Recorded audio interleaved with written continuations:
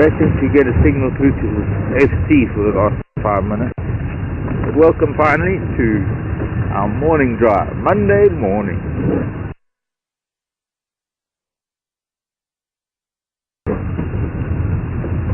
Crisp cold night last night. Baboons shouting, alarming all night, shouting.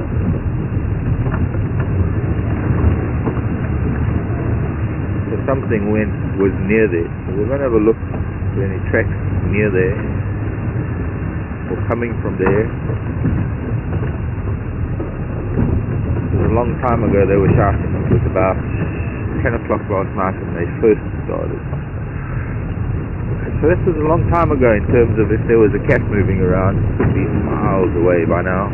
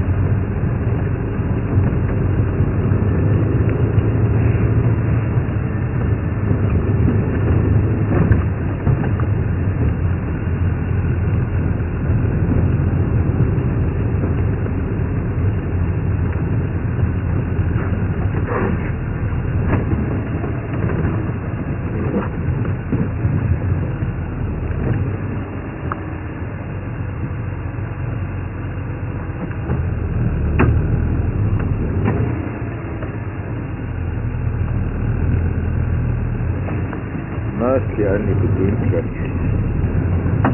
Baboon and impala. But we're not there yet. All it says is that if there was a predator last night, it didn't come this way.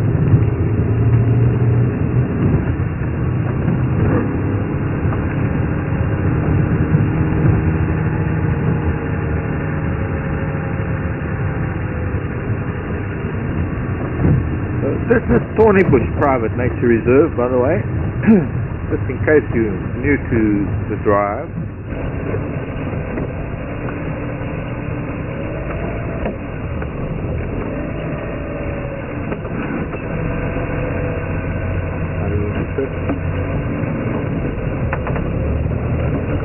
The boom wouldn't shout at my ear.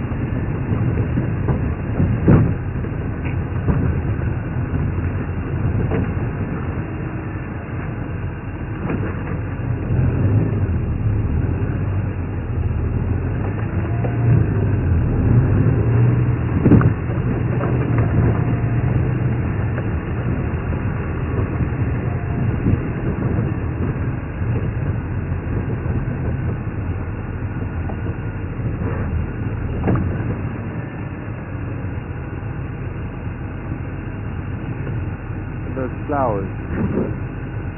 This is an albizia.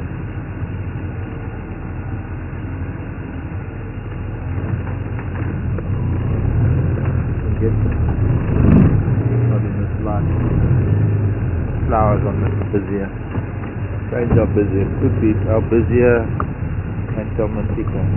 There's that big monotillid attached again.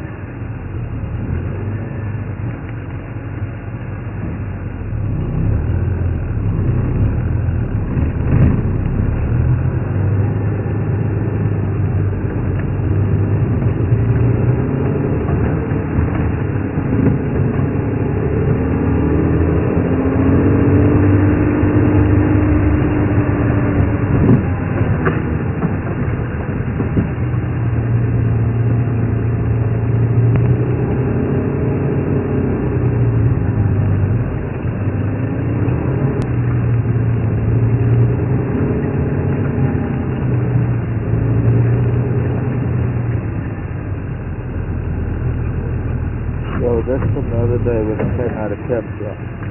You see those tracks. They've been walked on and rained on.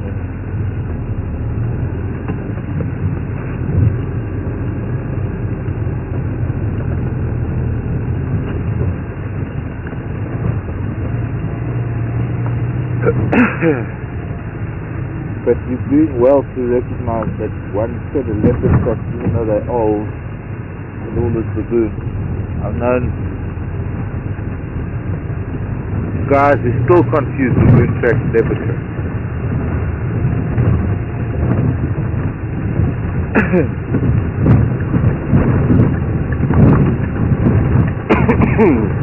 Aaron on camera, in case you were wondering. David in FD. Mark on the wheel. Hands on the wheel. 10 to 2.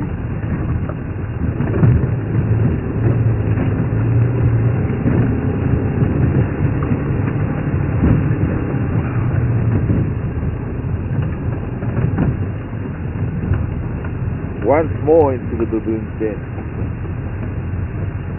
because they were barking. Once again.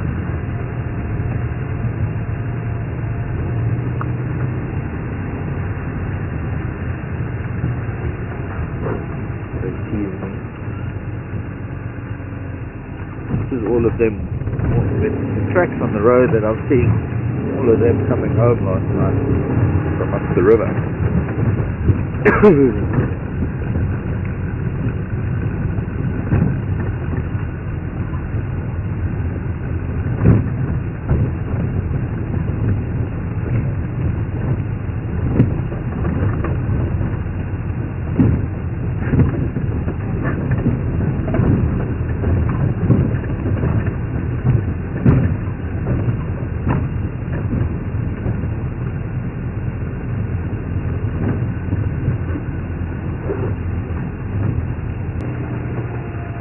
Couple of purple crested Morocco's falling on the river.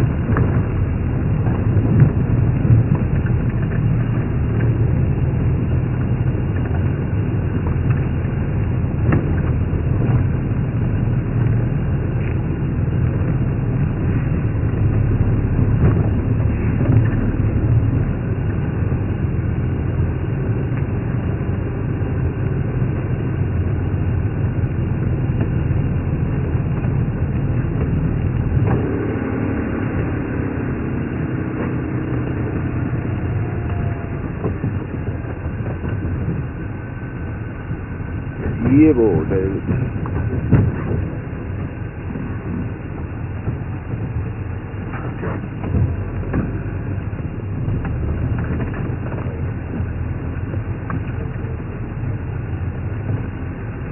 Thank you, Marco.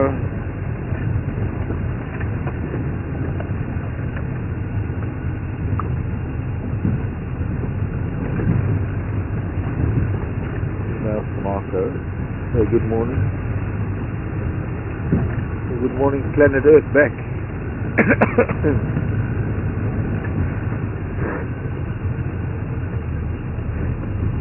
Baker running away.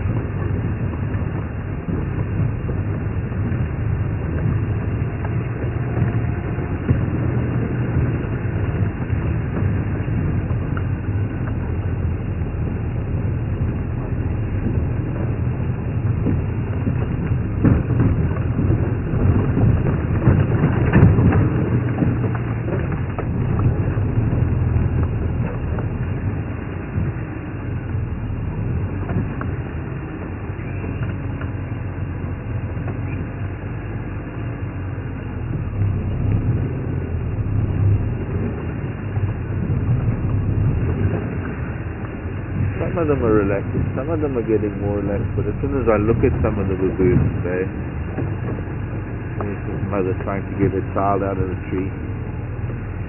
Some of them are still fearing us, but they're certainly getting more relaxed. There's still some sitting in the trees that are not even moving now.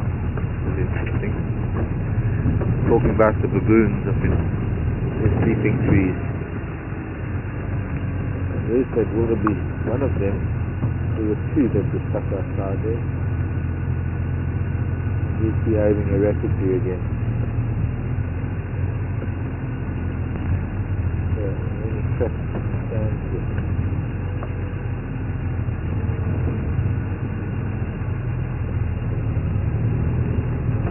Doesn't look right.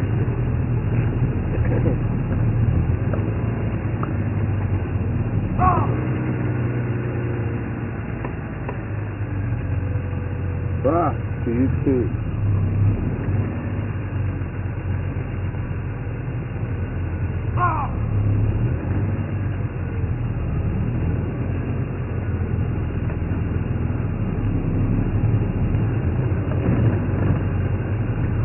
Wait a second, there we go. Leopard step. That could be.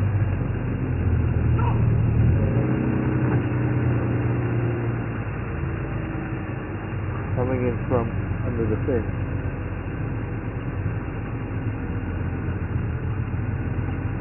There and there. I wonder if this is live. Too big for leopard. Let's have a look a little bit further on.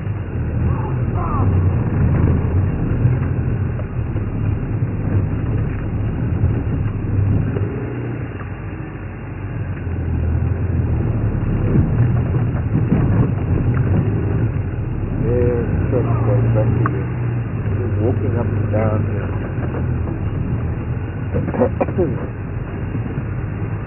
Let's have a look up this way. Have a look around. There'll be the pad. Definitely been a cat here last night. I don't know if it's maybe on the side. They're shouting outside the fence.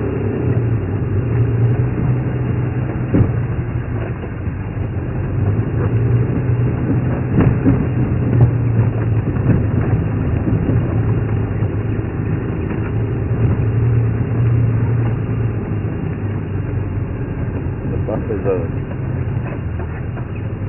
See, cat didn't come up this way. Looks like that cat came in and went out again. Buffalo.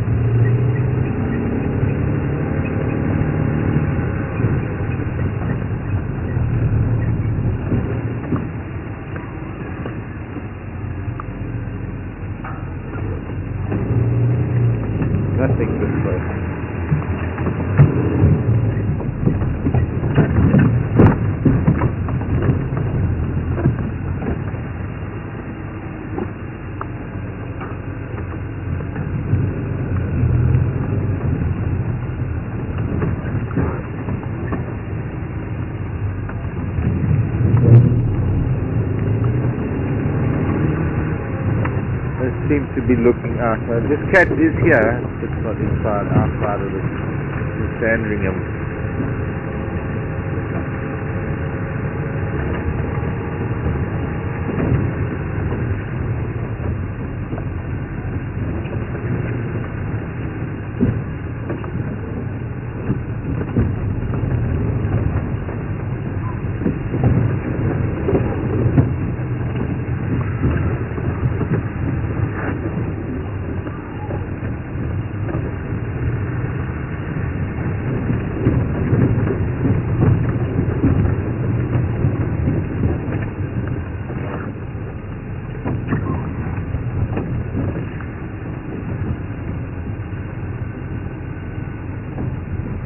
Yeah, boy.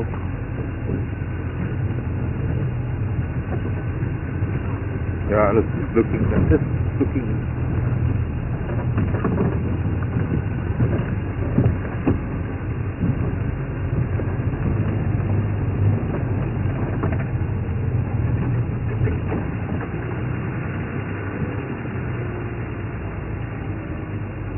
Okay, I don't understand the question.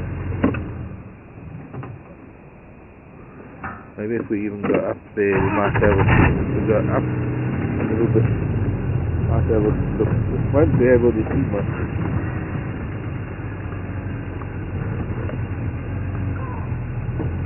Those baboon are actually still looking at this stuff.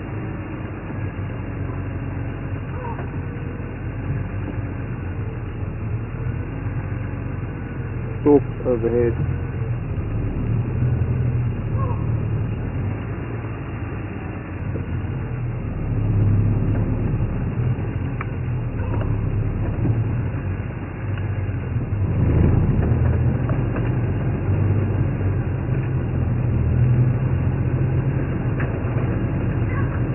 I can see it looking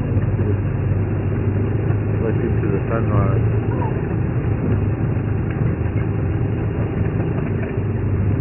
That's why that wildebeest running around like it is.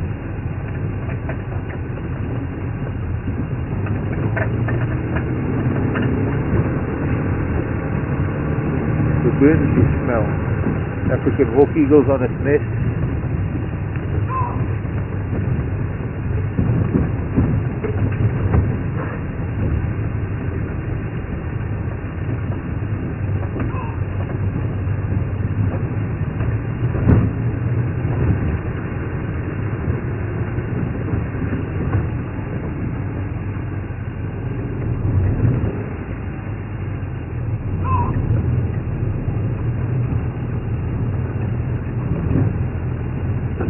Turn around.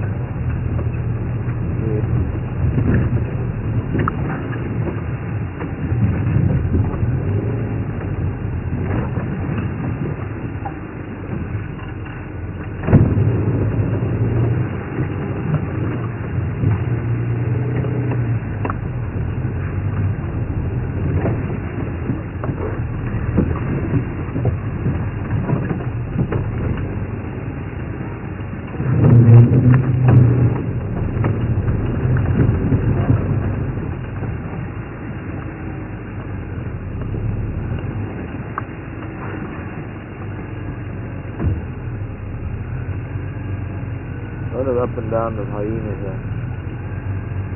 Like that could have even been dogs. Bigger one.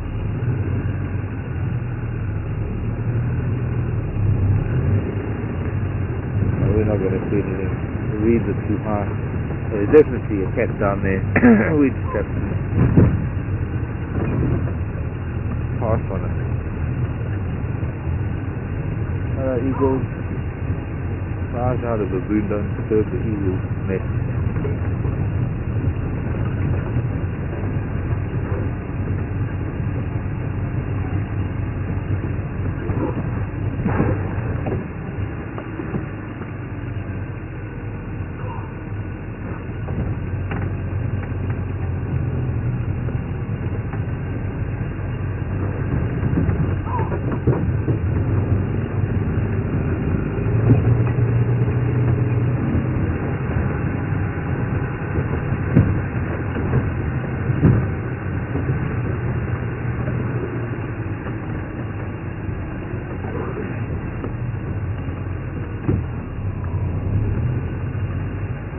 David, did you have something for me?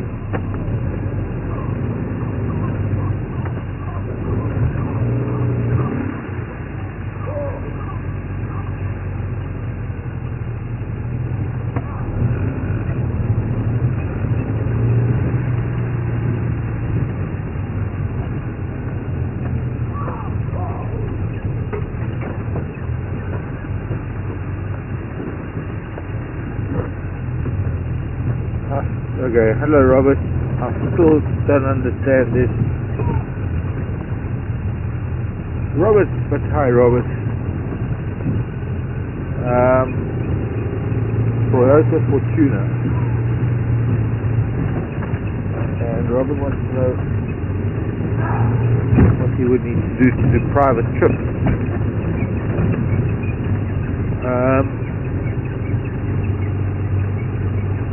I don't really know. I don't understand to where, Robert. I'm not sure. I quite understand what.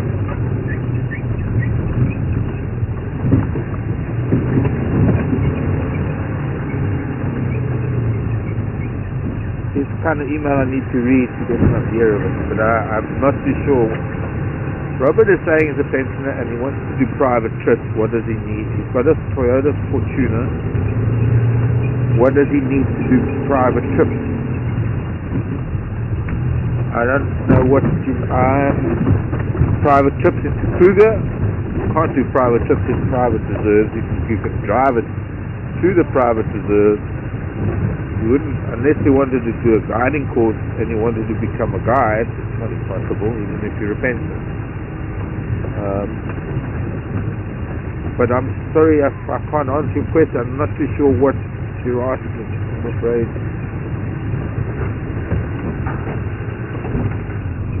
I hate leaving baboon barking like that because I know they see something. I guess there's a fence.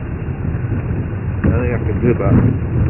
So let's move on. Let's go up north. See if these elephants have moved closer to our part of the world. See if we can pick up on leopard tracks. That cat confused either very big male or that young female that's wandering around. Very big tracks, but it's just a few tracks in the sand coming under the fence and then going back again by the looks of things. Keep an eye on that. It's possible started coming up the river and then heard the baboon. Oh! Just close. So that thin as that leadwood branch is, it's breaking cable tie.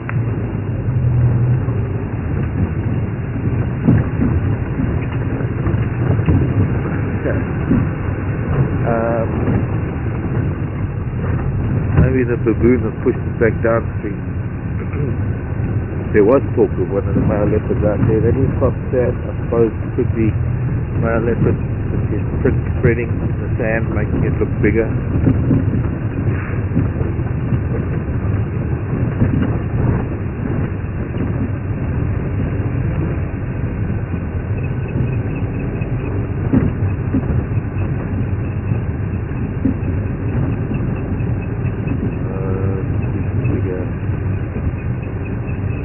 Yebo.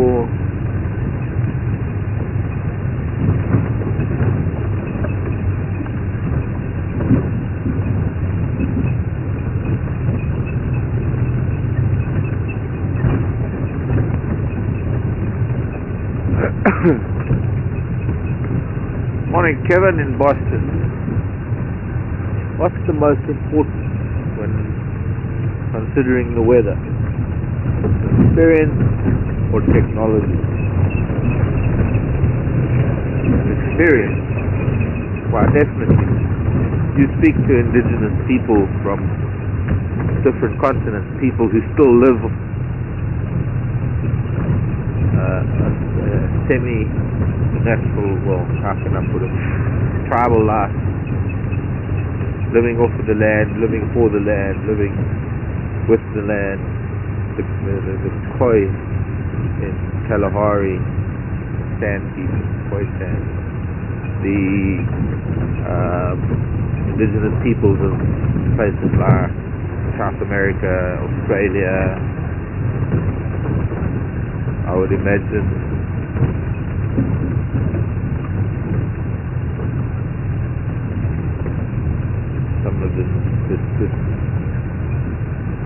Native American tribes, North Inuit, people who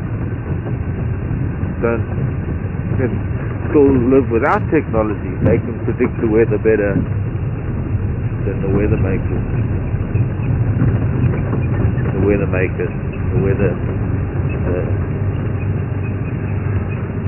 The technology. The weather, what do they call it? Climatologists. No? What are they called? Weathermen?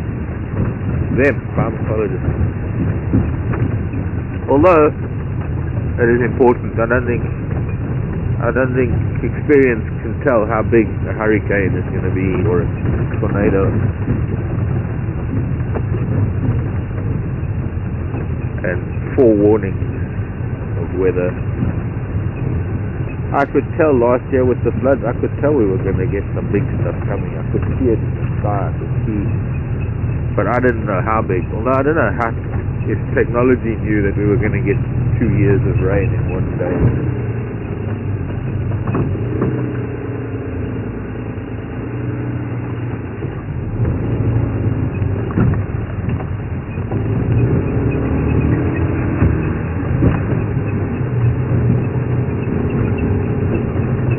Nature also actually is a good weather forecaster.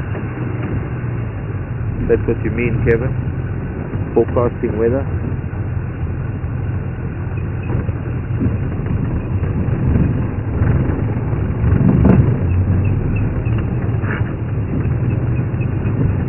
Nature does a pretty good job. Depends on what you want to know. Whether you're trying to predict rain, you see, then nature helps a lot.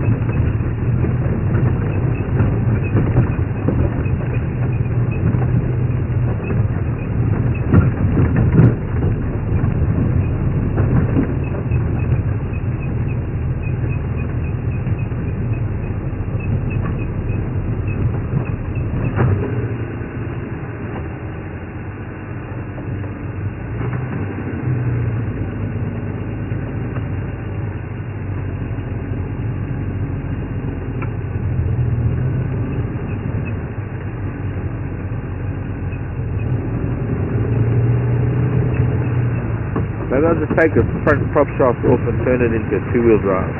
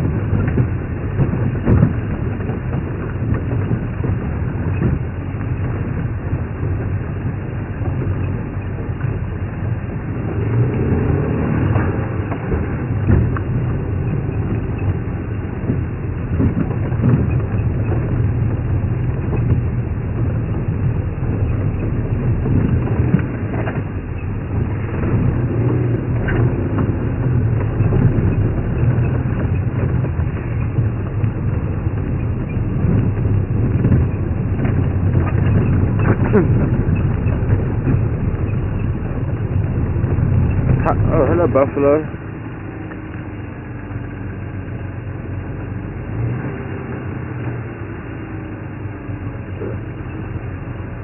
Some elephants made their way back this way. That's that big bull. No, it's not. It's a big bull, but it's not that very big one from I'll be the fan. Maybe I ought to go forward a little.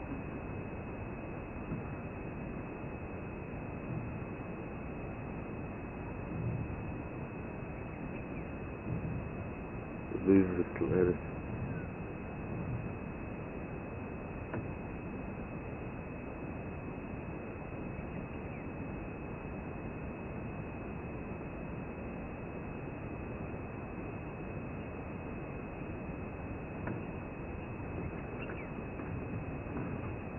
Okay, Mr. Buffalo. See you later. Bye.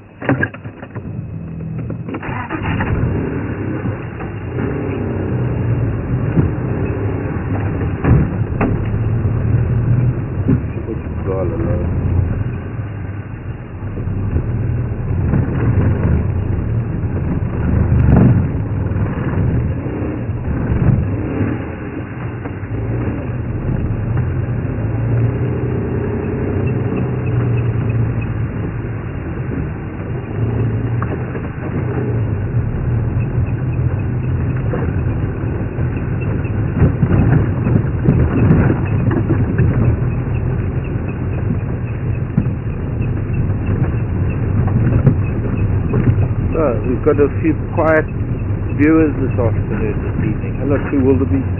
Peace be unto you, brother. To Wildebeest running off into the bush. The jig is saying more than all of us this morning.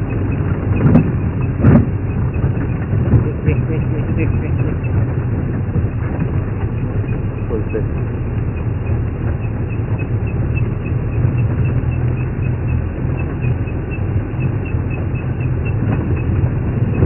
Look at all those red bull woodoo-boos, green woodoo-boos.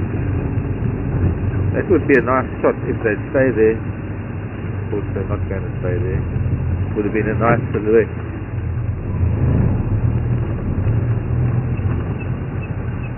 It would be nice if they start making a noise. There are lots of movers on drive this morning, nobody's talking.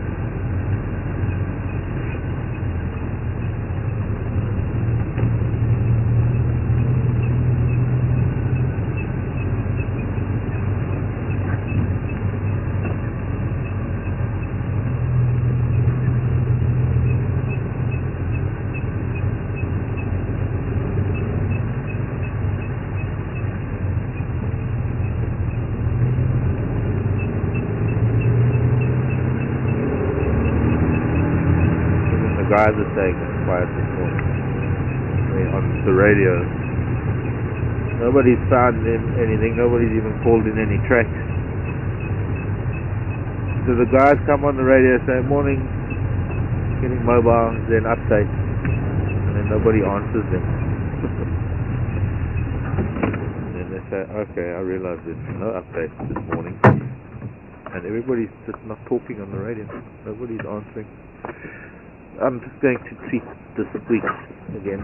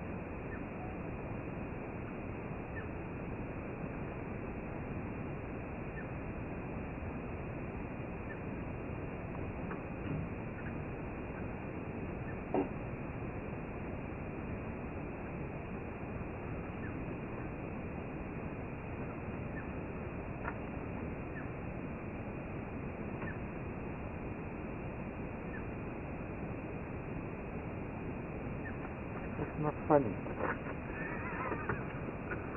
Look like an advert for Q20.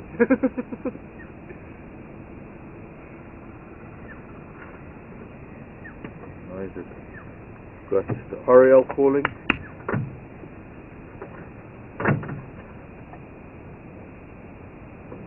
And green woodoo-boo is making a noise.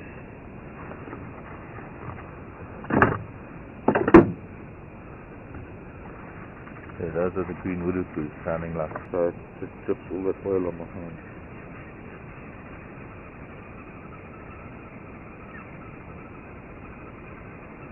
Hear that?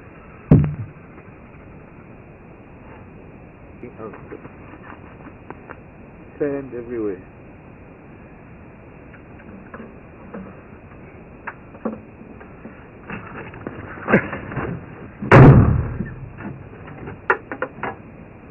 So there's a social spider's web. Ooh. Have I shown you communal spider web before? Not many here. No, how do we see it? We can't drive up to this thing. We'll have to find it in the afternoon.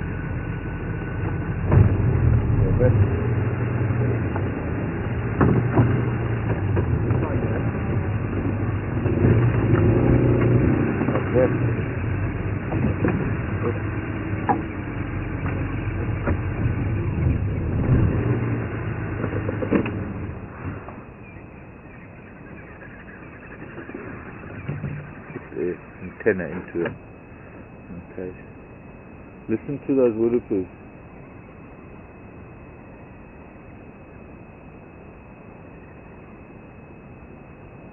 The spider web made up of many little spiders, only females. I place males in their world only when they need to make new spiders. And something coming onto the road up ahead, it is a staker. I can't see a leopard.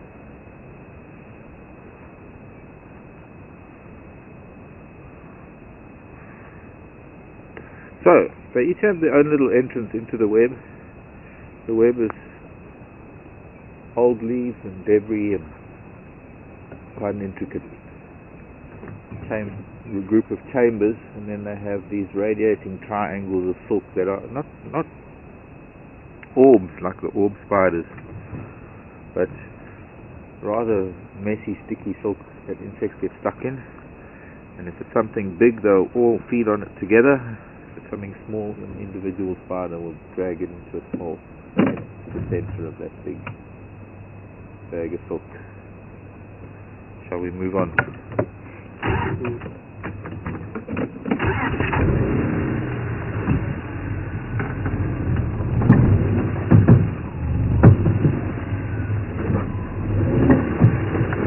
Yeah, boy.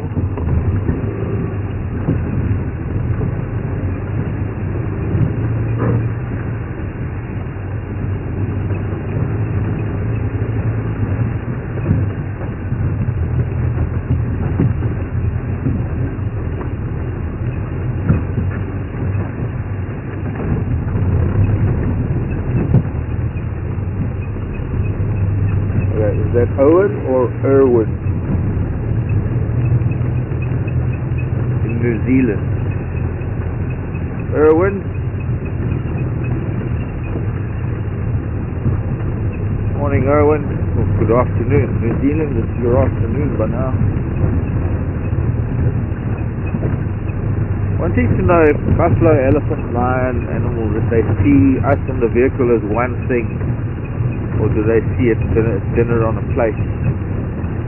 No, they see the humans on the vehicle, but we in a passive posture, and while they do make eye contact with us, and I'm sure they're fully aware. You see, if humans don't ever get off the vehicle and chase them, or they don't ever chase humans, then they get used to the vehicles and the humans on it. From a point of view, it's not danger and it's not food. The two most important things to any animal. What's danger and what's food?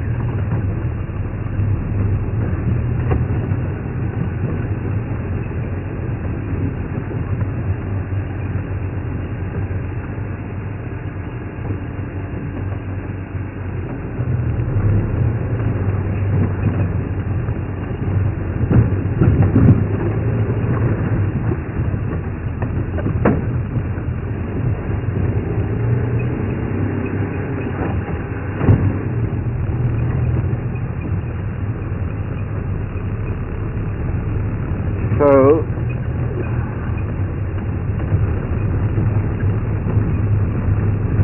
sometimes you even get a reaction out of the animals if you have people that make fast movements or loud noises. And then of course you get the problem when people stand up on the vehicle. That's when you're breaking that image, or not image, but you're changing it from passive to aggressive. You're standing up, making yourself bigger, threatening to an animal, and that's when an animal will react. And sometimes animals react violently. Why is it still squeaking? Still squeaking. Still squeaking.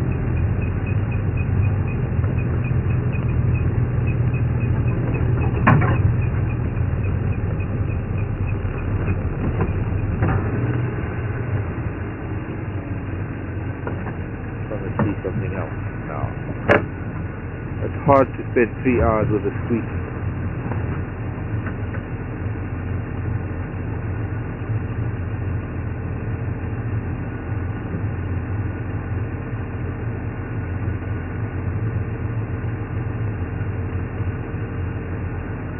It usually works by lubricating it.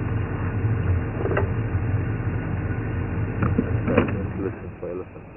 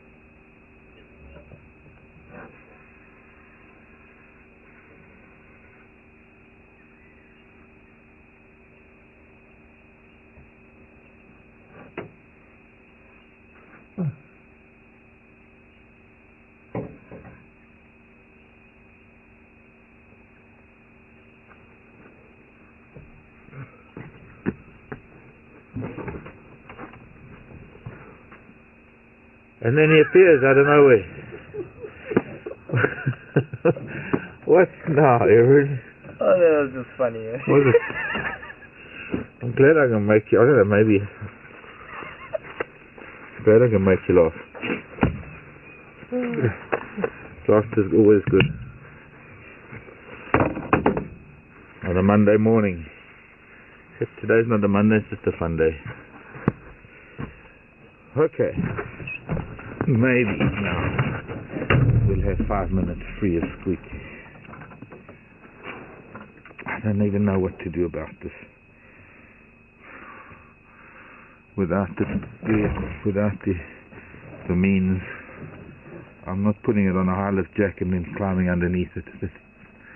That's disaster waiting to happen. Tempting fate. So let's see what we can find on this. Back towards the fence line, and then we'll come back again. Buffalo.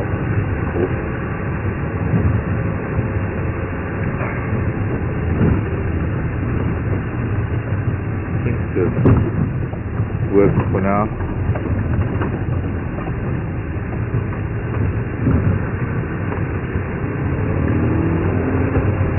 Yes, just 5 minutes.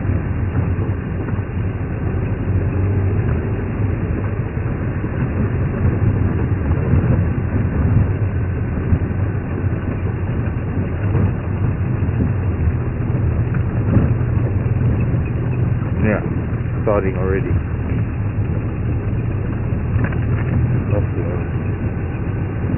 Buffalo everywhere.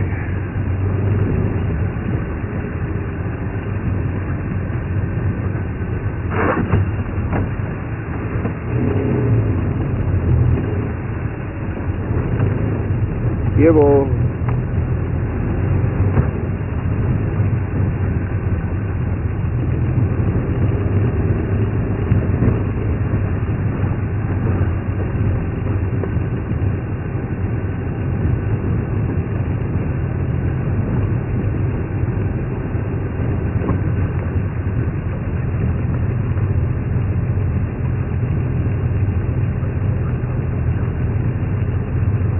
Morning, Savannah. It's Savannah, Georgia. Now I've got Georgia on my mind. Midnight train, Georgia is where Lee studied, Professor Lee Berger, paleoanthropologist of note. Savannah, welcome back. Where have you been? Honey child, we missed you. Savannah says she hasn't been able to watch for a while. What has been happening? It's about the same as what's been happening the last 5 minutes. A lot. But we haven't seen it.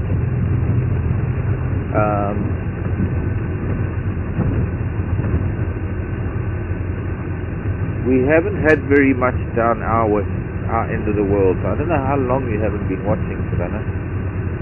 But for the last few days, we've had some nice giraffe and kudu and zebra sightings, all the beasts. And we watched a little bit of the baboons yesterday, crocodiles,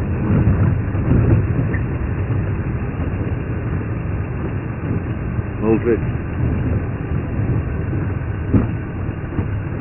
But we've missed leopards a few times.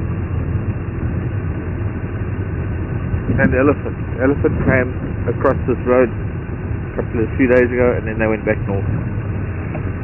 So all in all, a lot of buffalo. We've seen often daily we see buffalo.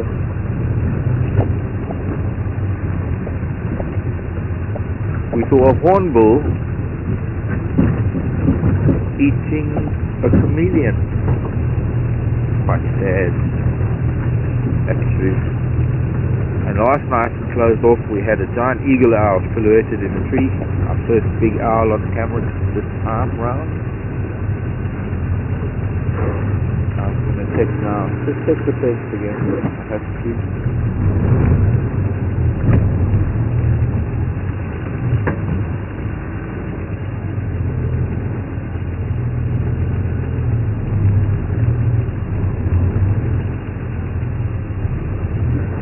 Central Custom. Maybe not come south. One of the guys following up on lion tracks.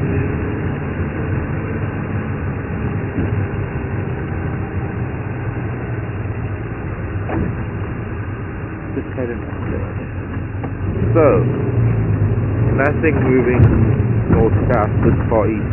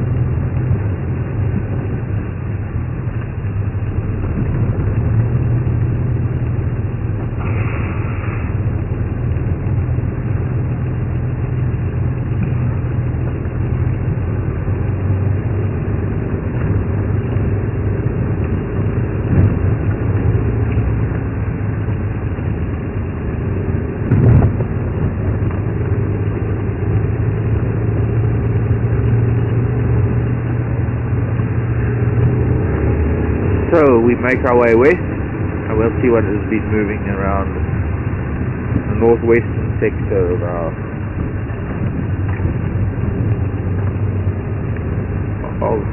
our territory.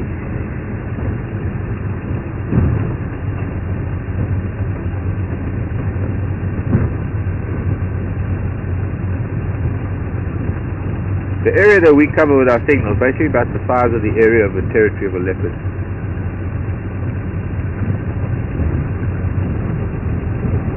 That Malawan female leopard.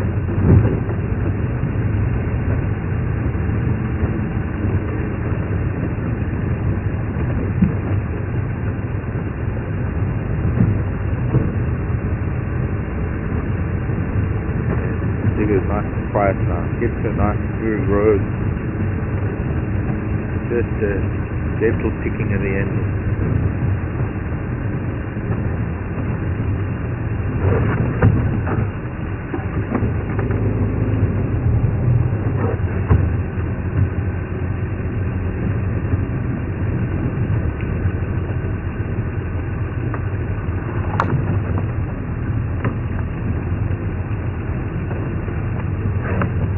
Yeah, boy.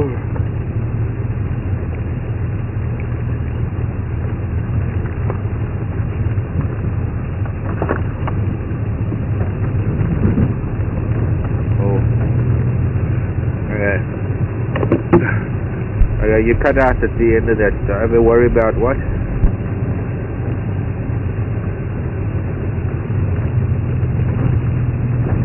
No, I still didn't copy it. Very scratchy. Too much interference. Try again. Cursing. As in swearing, cursing. Do I ever worry about cursing? Yes, I do. Kevin in Boston. I did this morning before we went live, and I apologized profusely for it just in case we were live, but it was sort of slipped out. I think I'm pretty good about it. I don't generally curse too much off camera. You lie, Mark. No, I don't. And I'm well aware of the presence of ladies and children. So I try to mind my language.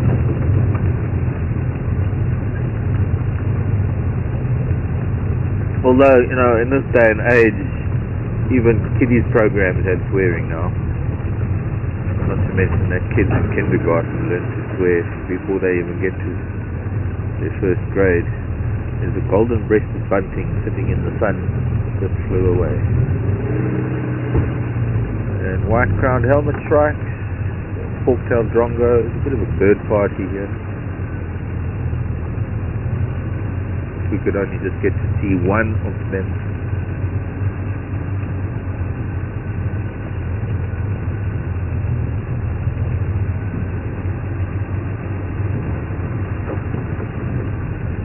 No, check, no, squirt, nothing, marula trees, hello.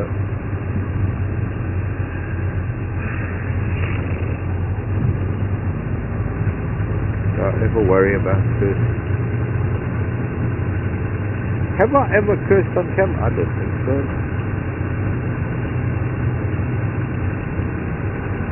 I know sometimes some things have slipped out over time.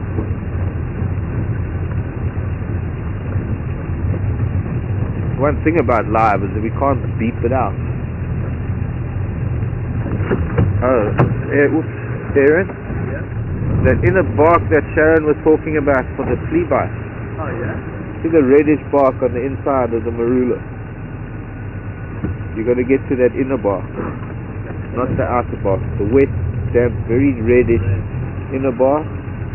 And actually it'll stain purple if it's working. Flea light. Flea entry.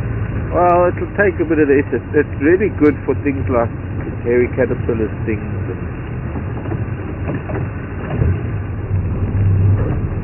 Tick bites, put a bit of oil or paraffin over the tick and it'll suffocate and it'll fall off if you're too scared to pick it off. Paraffin, yeah. But not to light it, to smother it.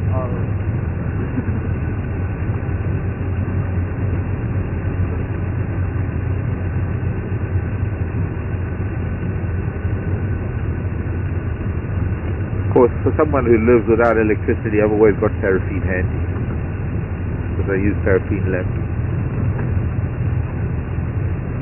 Occasionally, I don't like the smell of them, but sometimes I do. When I have people staying over and they sleep up on the deck, I leave paraffin lamps burning so I can see the leopards walking under the deck, or the elephants when they're coming into camp. Bit cold for sleeping up on the deck at the moment, unless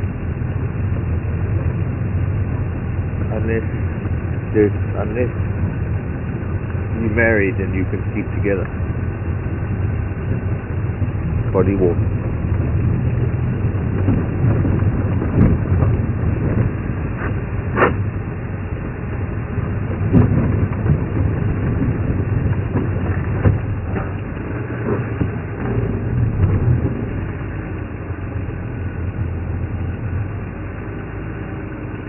That's a pretty big beetle. No, dung beetle. Dung beetle track. Might have walked close to that dung. We usually have dung beetle tracks this time of year. But then all sorts of unusual things are happening.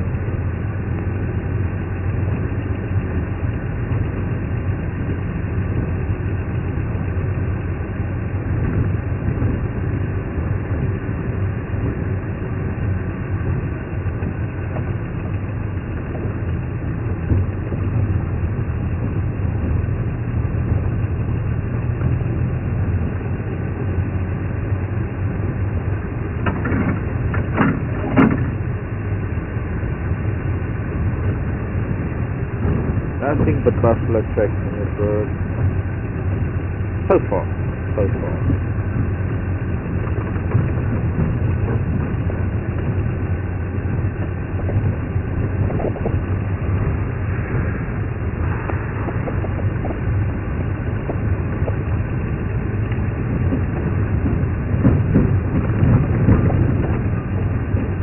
That's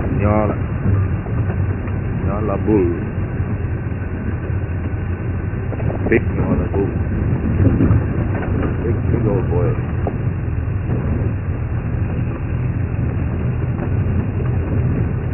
Oh, I really want an elephant today.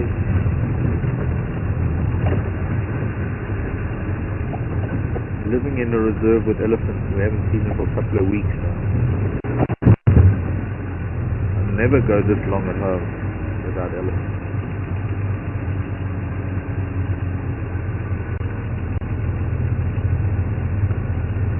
Good morning, Mr. Nyala bull. Got you big.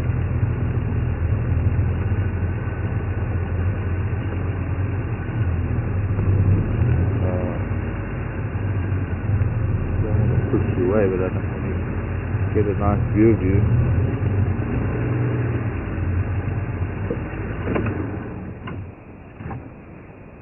Put your head in the bush.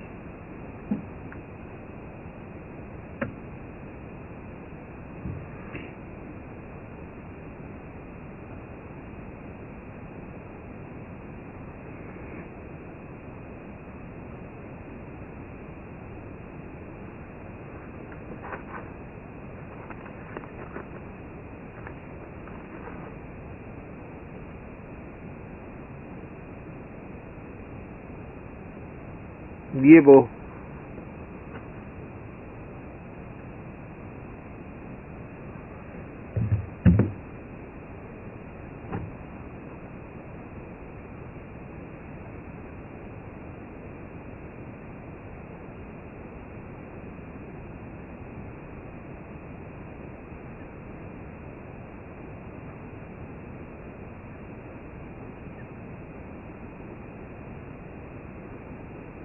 But I just hear a tree.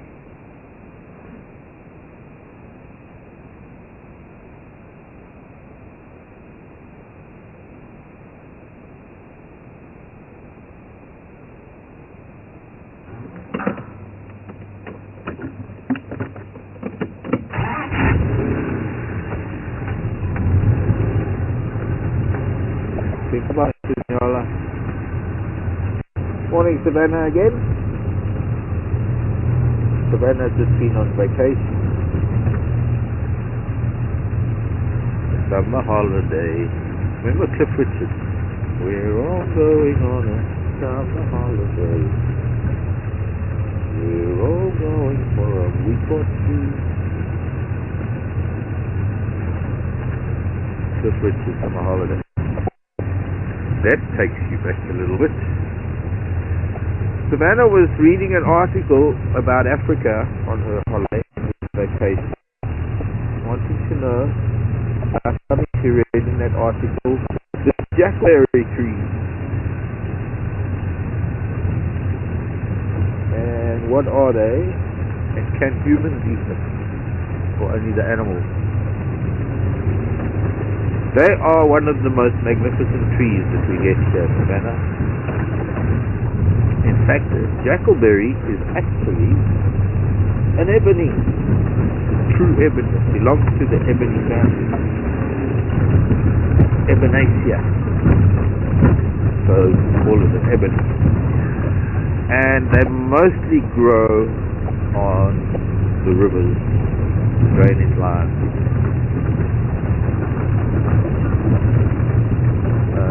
Find you do find them away from that, away from rivers and drainage lines. You might find them on termite mounds, termitaria, because baboons eat them, they eat a lot of the fruit, and they defecate after they've been sitting on a termite mound. There's a lot of buffalo that have come through here, a big herd of buffalo. Just a huge herd of buffalo. That's probably what we heard, a herd of buffalo.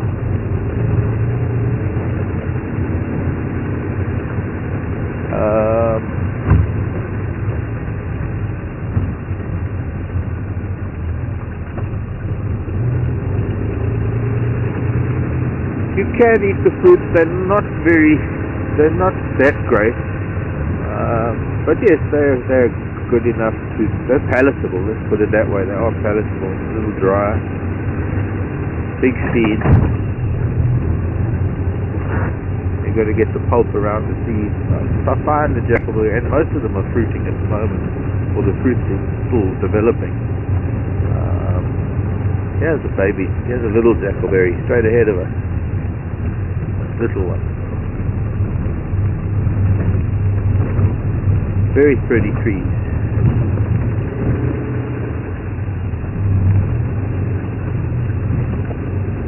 And there are some berries, they look like olives. These are very small still. Aaron can zoom in on them for you. They're still small and green. They get a little yellowish.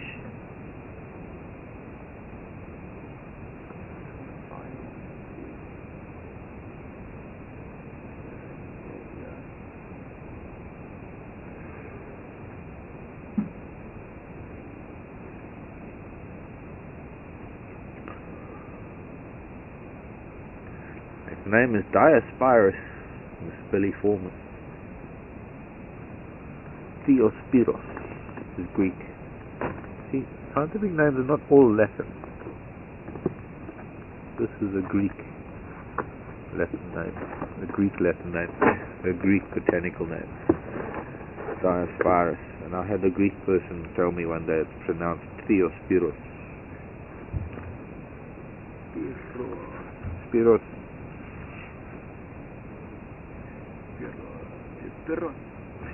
Pass me the spinner.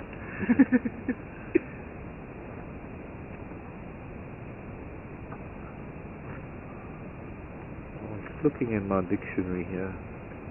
Diospirus. Theospiros Ebonacea, from the Greek. Dios meaning divine, and pyros meaning wheat, referring to the edible fruits. They deciduous trees.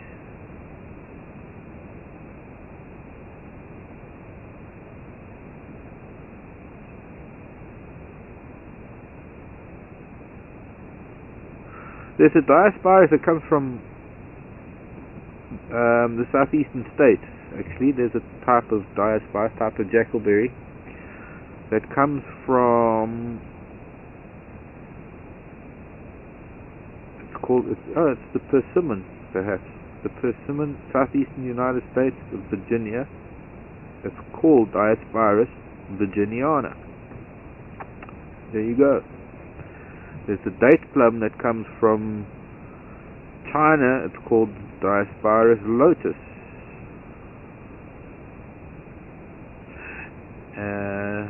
The Chinese persimmon is Diospyros khaki, from the area, from the region of Khaki in China. But khaki is actually a Japanese name, not Chinese. But it's called the Chinese persimmon. You go figure. It's a Chinese persimmon, but it's got a Japanese name. See how interesting dictionaries can be. I learned something new. Yo! Let's go. Let's go.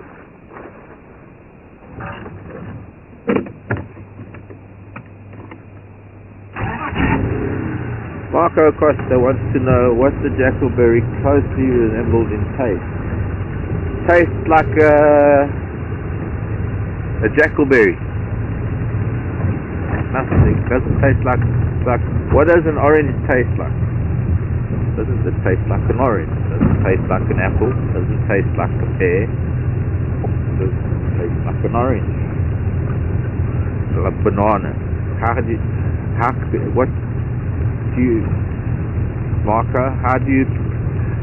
What does a banana taste like?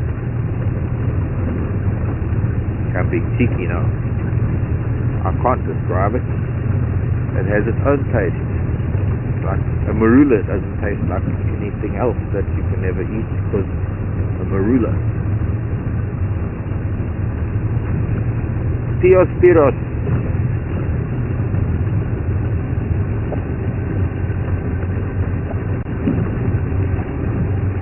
Ebenacia, the ebony family.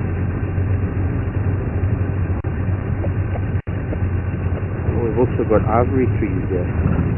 Ebony and ivory.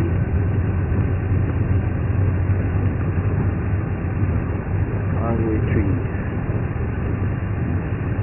Brown ivory and red ivory. I haven't seen a red ivory yet, but we've got a nice big brown ivory near camp.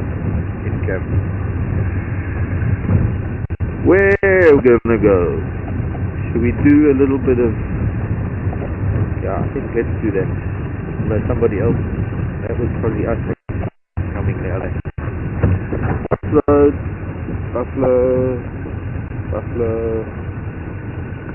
Sunshine Road... Road to the Royal Malawan... Silky Loop, straight ahead. Where should we go? Left, right, straight. I guess straight it is.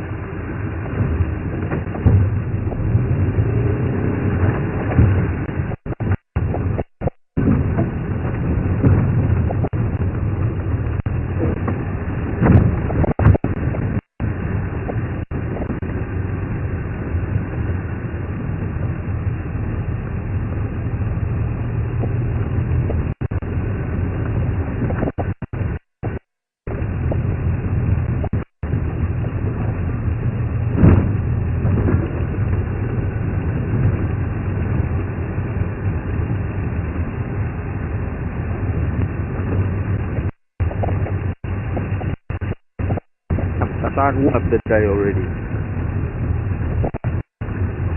Like the sun doesn't rise, it's like sliding up the bottom end of the sky. Get up.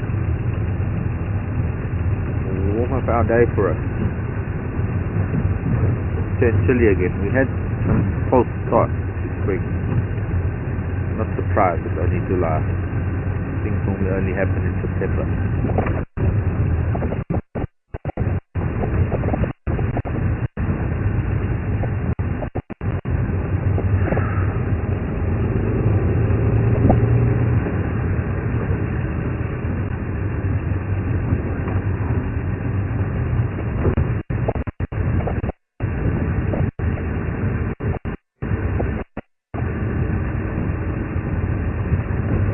Yeah, boy.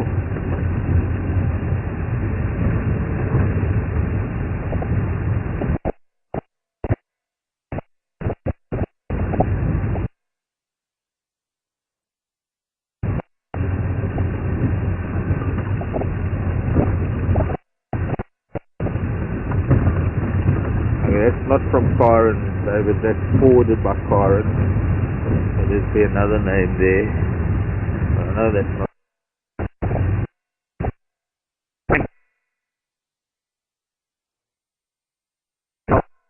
Thank you, Squire. It's nice to hear from you. It's a new viewer, I think, or a new. I don't think I've had a question from you before.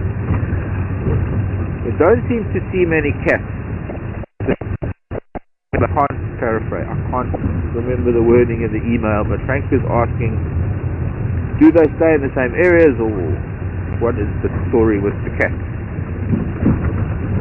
Why don't we see many cats?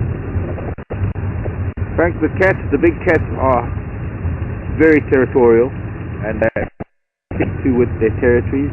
Now we do fall within the territories of different cats, but we are within the territory of one pride of lions, and they have to move around constantly. Cats can never be in the same place. If cats are in the same place, it means that they're hunting the same group of animals, and it just wouldn't work for them, because what would happen is the animals will get used to the cats and their methods of hunting and everything else. So everything has to be random. The cats have to be in a different place just about every day within their territory. The lion that live around here haven't used that part of their territory where we drive, haven't used it at all since we've been here, except for the young male, who seems to have formed a coalition with another male, and they have sometimes in our area, but for the time being, mostly because of some young cubs and have only just started moving around. These males have been up in the north, and they've been moving to the south again with their cubs. They're north now, but they've been to the southeast. When they come south, they'll come to the southeast. I hope I'm not breaking up. I hate to be giving you an explanation.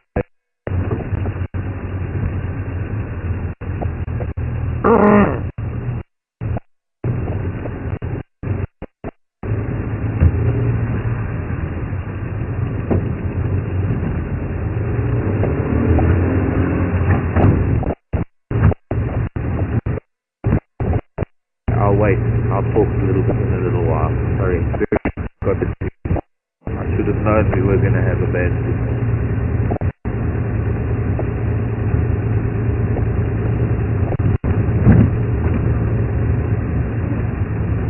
The whole thing about the stores.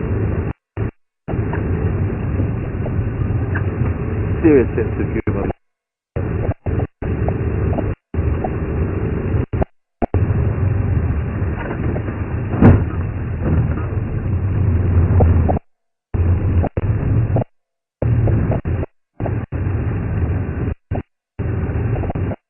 Okay, well, I'm guessing that by now our signal should be better. So I'm going to start again, Frank, in case, because I think maybe the signal was a bit broken where I was earlier. Let me just confirm that signal is fine. How's the signal now?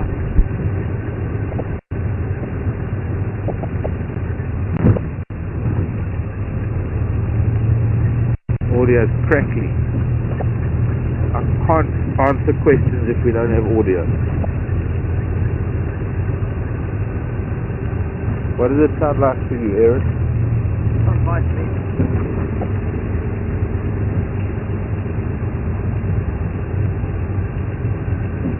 So it's the transmit. Yeah. I think it's like a signal, man.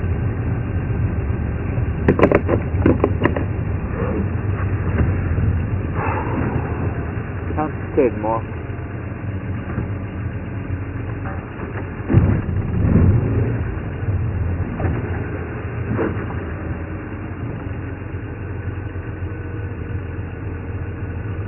Frank was asking about the big cats, and I hope at this time I can get an answer through without a signal being a problem. But the cats are highly territorial, and we live within the area, within the territory of leopard and lion. Cheetah are not territorial. Cheetah have very large home ranges. They'll cover very large areas. They don't stick to the territories that lion and leopard do, because they need specific hunting terrain, and they will move through different areas to get to those open plains where they need to hunt, open areas where they can hunt better. We're in the territory of one pride of lion, and we're in the territory, our traversing range at the moment only covers the territory of one leopard and her cubs. So because it's a fairly large area, and the cats have to be in a different place every single day, all the time, they can't stay in the same place. It's important for them to move around.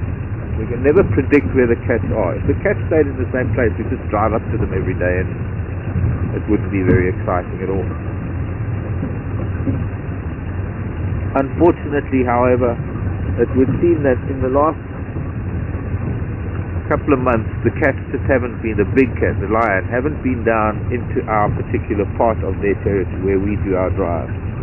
Except for the one young male who seems to have met up with another nomadic male, and maybe they're forming a coalition. They've come into our area every now and then. The leopard is in our area frequently, semi-frequently. We have unfortunately not been able to find her some of the last few times that she and her cubs have been in our area. We did see them, what was it, like maybe a week ago, 10 weeks ago? Yes.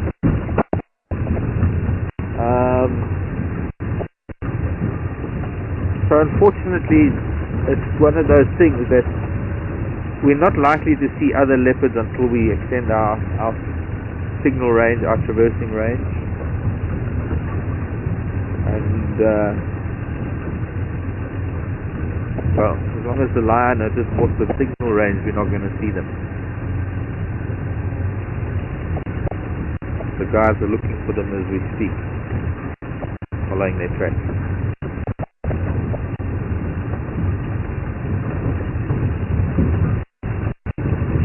Animals, the species,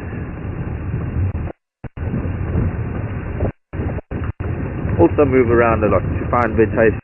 So obviously the predators are moving to find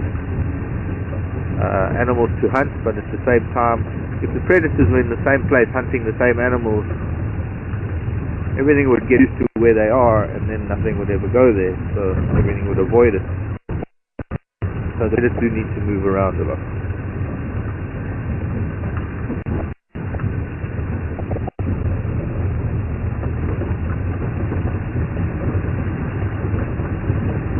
That's just sort of a general overview.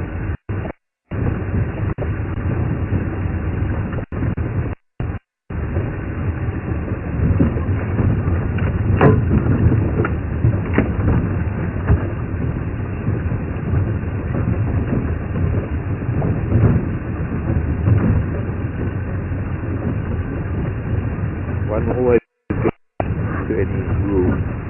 There are no really.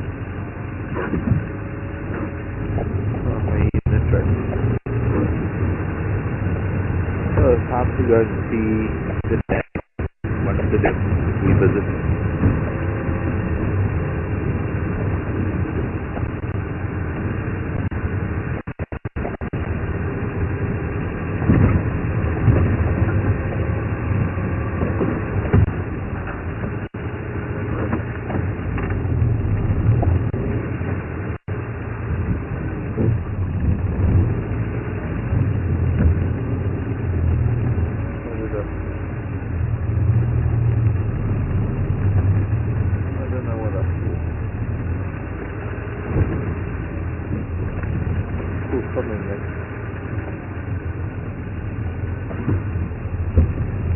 Probably just made it look like a cat track.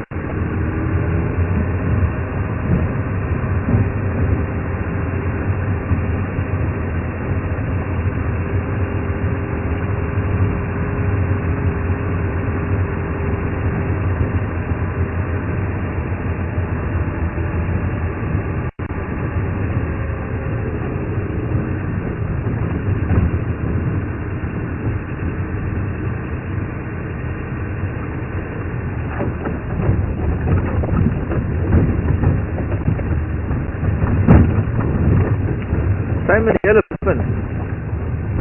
They're just not around our area at the moment. We've just done most of an east-west traverse. We've traversed almost the entire northern limit of our traversing range, from the northeast almost to the northwestern limit. And so far, no sign of any elephant coming south. So, sadly, not likely to find elephants again this morning. This afternoon will be a different matter. But also, so far, no sign of leopard, no sign of lion within our traverse, within our signal range, coming from the north. And so,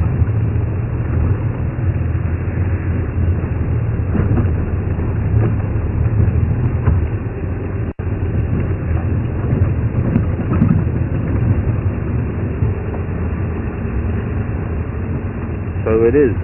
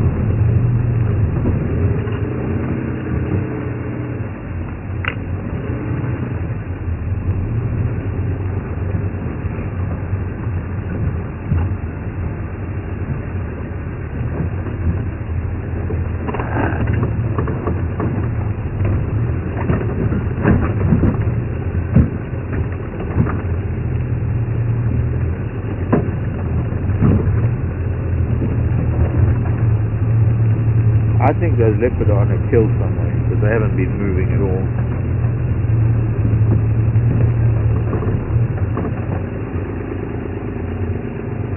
Heard a buffalo again.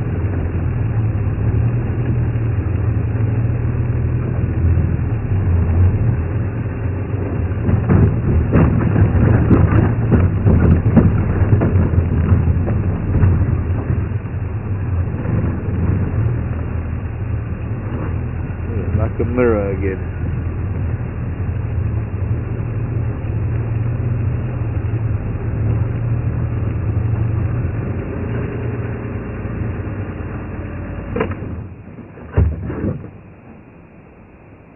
Oh, Mildred.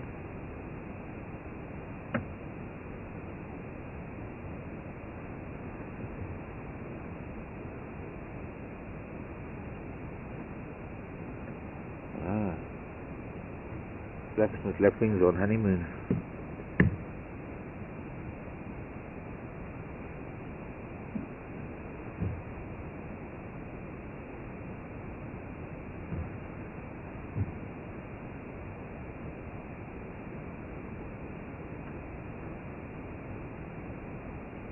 Yeah, boy.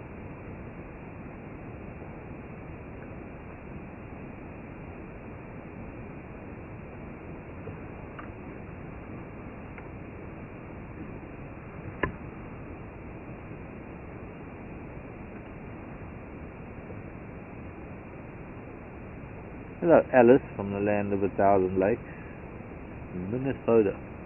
Where in Minnesota, Alice? Are you three cities, twin cities? St. Paul, Minneapolis.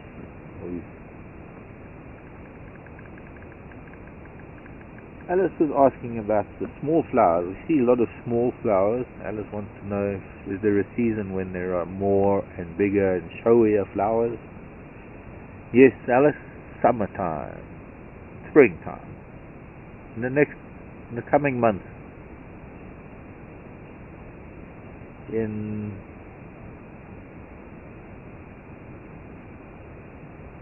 Even in August they'll start.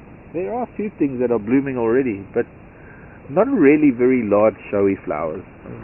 Things that flower profusely. You'll get a particular species of tree that comes into bloom, and so all of those trees at the same time will be in flower. But a lot of flowers are very nondescript. A lot of flowers, I'm looking as I speak, I've got a tree coming into full bloom right next to us. It's a bush willow, a russet bush willow. You can hardly see its flowers, but the sort of bottom left of that tree is in full bloom. I can move forward and we can get... Let me move forward a little bit. I might be able to zoom in on a particular flower, here. You can see some of the flowers have opened. They're like little bottle brushes.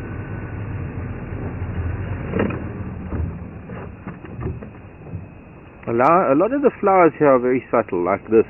They are all just stable. They don't have the petals as such. I mean, we do have a lot of flowers that do, but things like the acacias and the bush willows and the albizias, they all have just sort of spiky puffball type flowers. All about insect pollination, ants, bees and wasps.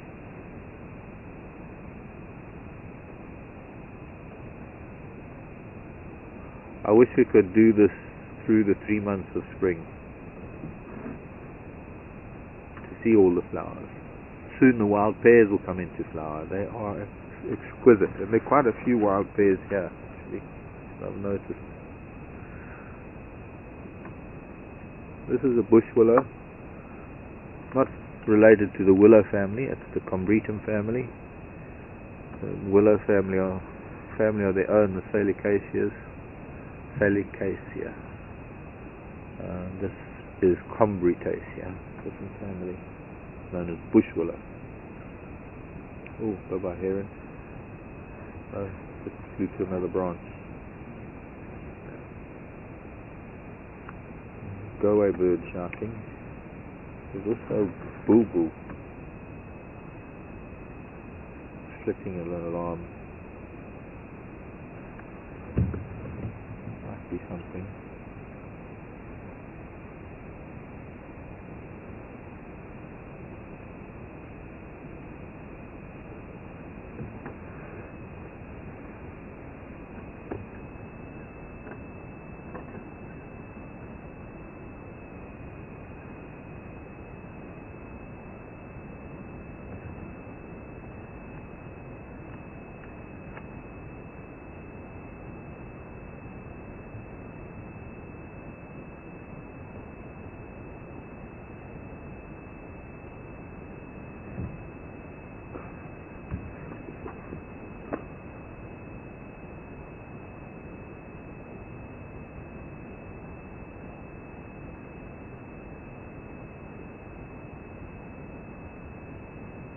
There are a few birds complaining about something.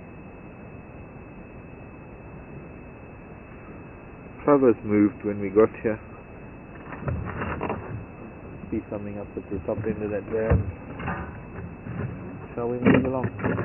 Do it. Do it. Let's do it. Let's do it all again. So, there's a bush willow in bloom. Can you believe it? Can you Adam and Eve it? There's that go-away bird that's making a noise.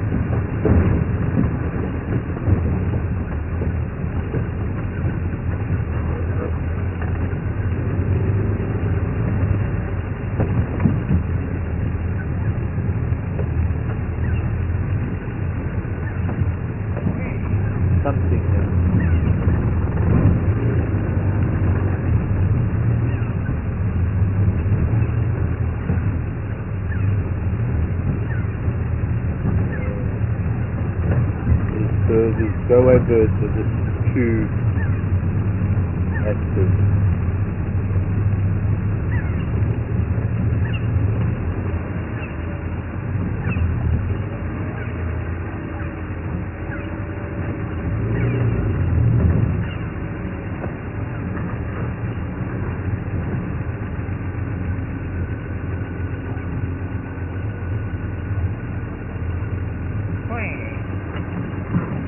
There's lots to say, go-away birds, great lily birds.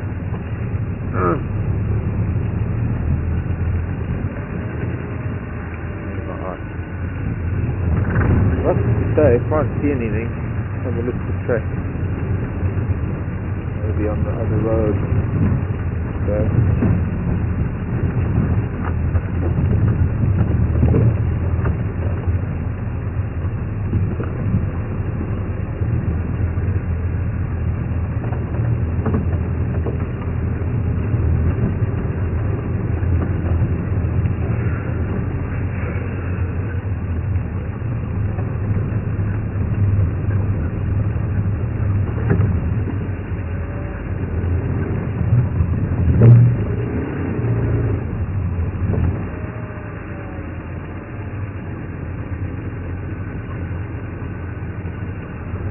The hornbills complain.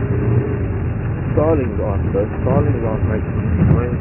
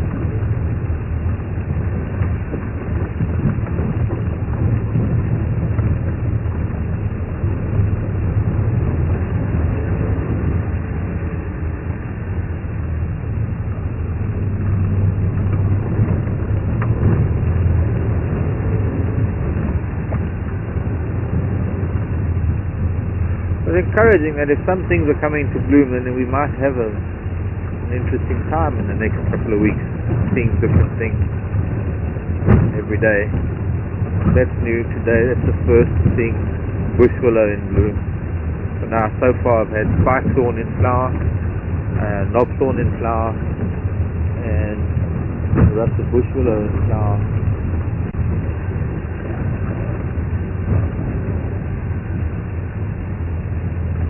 Oh, there was an albizia as well, but not in full bloom. It wasn't in full bloom yet. And the guarri, that's fire species. Some of the guarris are in flower.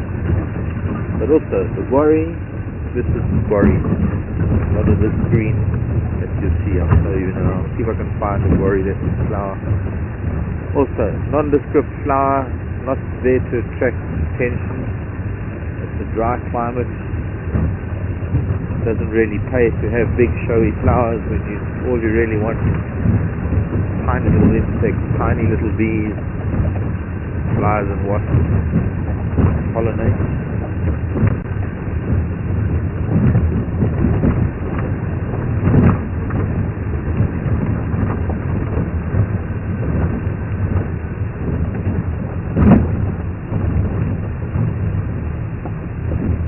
Keep a list of things coming into flower.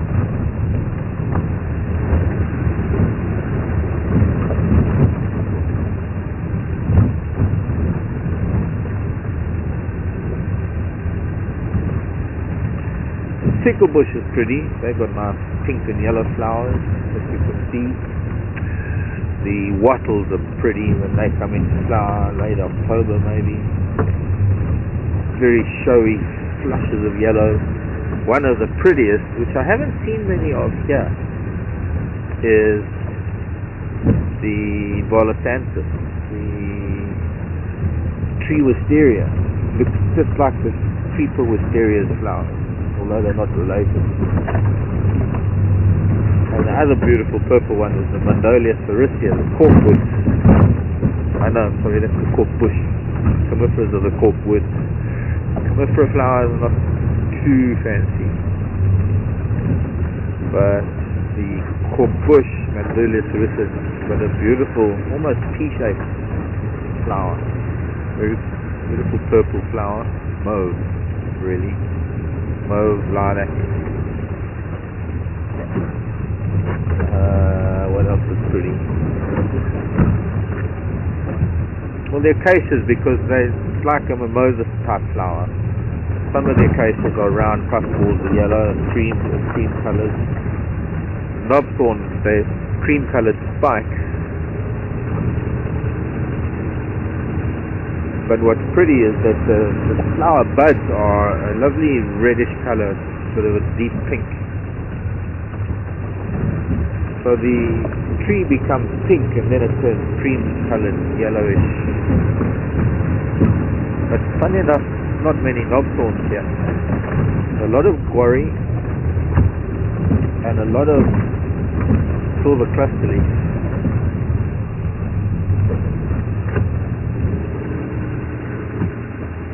Guarri. This is an avenue of guarri. Guarri. Guarri. Called magic guarri. You can use the branches as divining rods. Well, they have been used as divining. That's sort of the way they fork.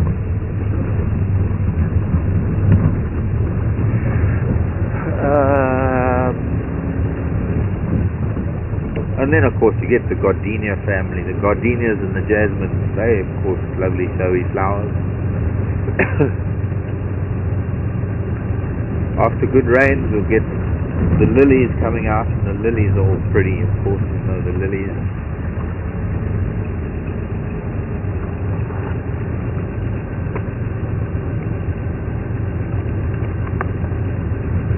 But that's only December, January, after the rain.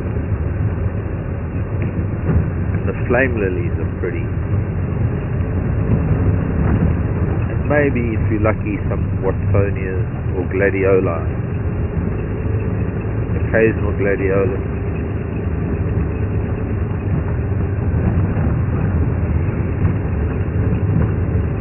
Round leaf teak can be pretty. Yellow flowers, the round leaf teak. In fact, there's a little forest of round leaf teak. We've actually seen the elephants feeding on it here before. Wish they'd come back. But they can be very pretty when they're in flower. Can sometimes flower a few times in the season.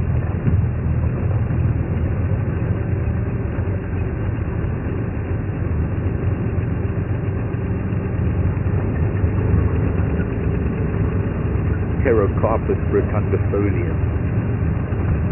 Pterocarpus meaning winged seed. Rotundifolia meaning round leaf. Round leaf teak.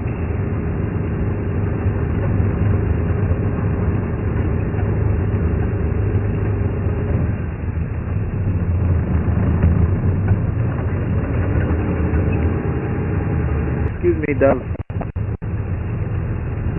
Starting to get buds, the marulas. They're also starting to get that little pink tin to the tips of their branches.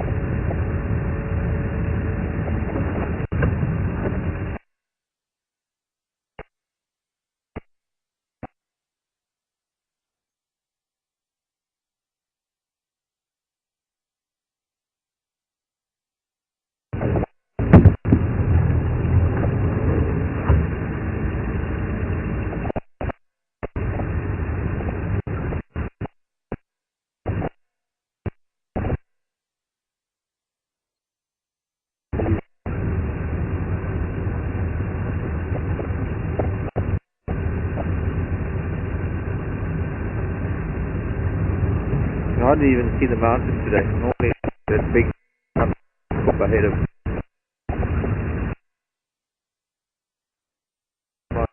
Hades. Little Hades.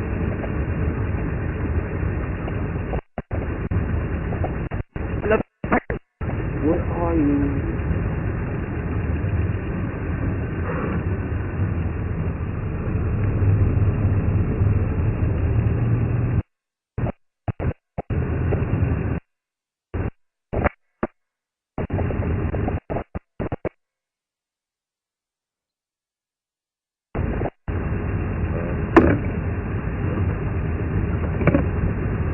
Mark, I know they were colouring again this morning, but they were shouting at something outside that dry. So I don't know if you want to check in the river as well when you get down there, that something might have come through.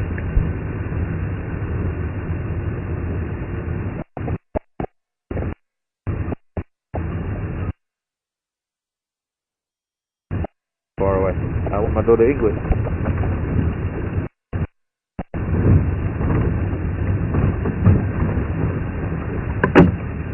It is.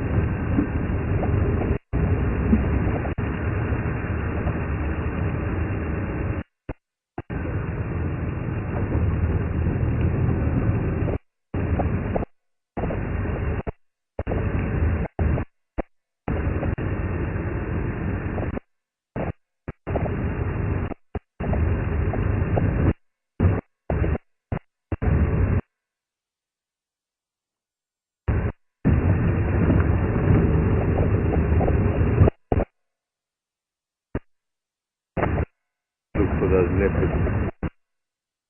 Much. On the looks of things.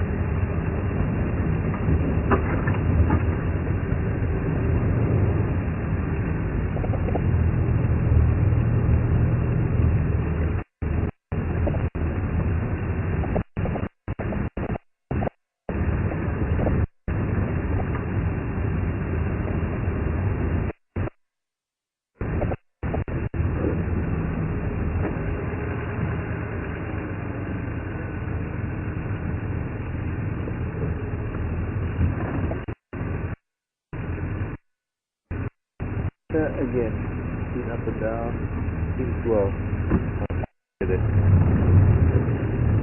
Obviously a daily thing, tractor should be going up and down this road. So the posting patrol was here.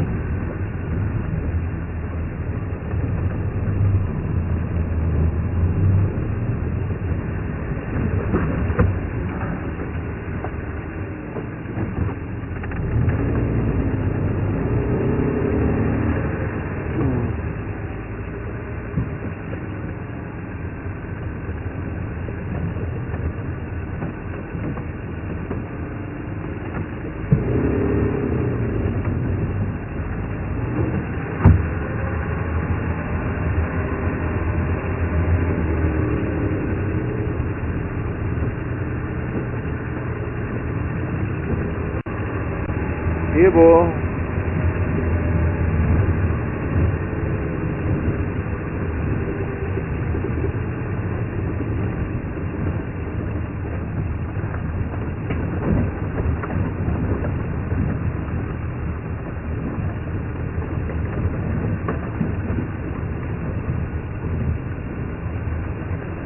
Dewey in Long Beach, New York, Long Beach, California. Dewey in Long Beach. Are the roads here typical of the roads in other game wildlife areas? Yes, I guess you could say so. Some of them a bit worse for wear, some of them a bit well maintained, better maintained.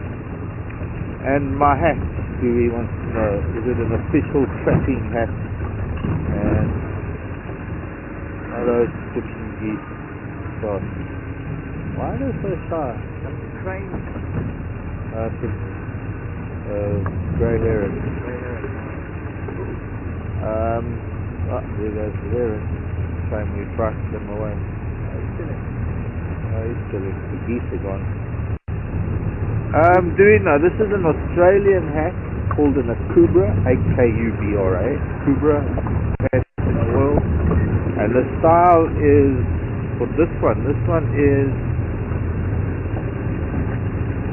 Cattleman. No, it's called the Snowy River. Cattleman is my other old hat. This is called the Snowy River style.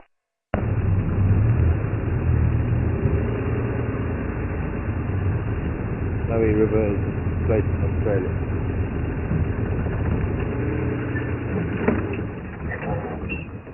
So, another dam, another day, another dollar. Bye-bye, heron. Sorry to disturb you. Here's a jackleberry. And a land in the jackleberry. No. My part.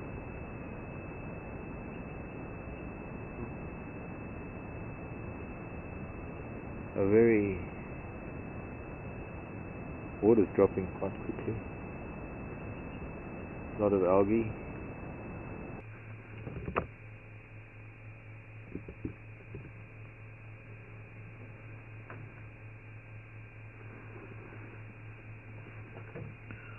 Hello, Savannah.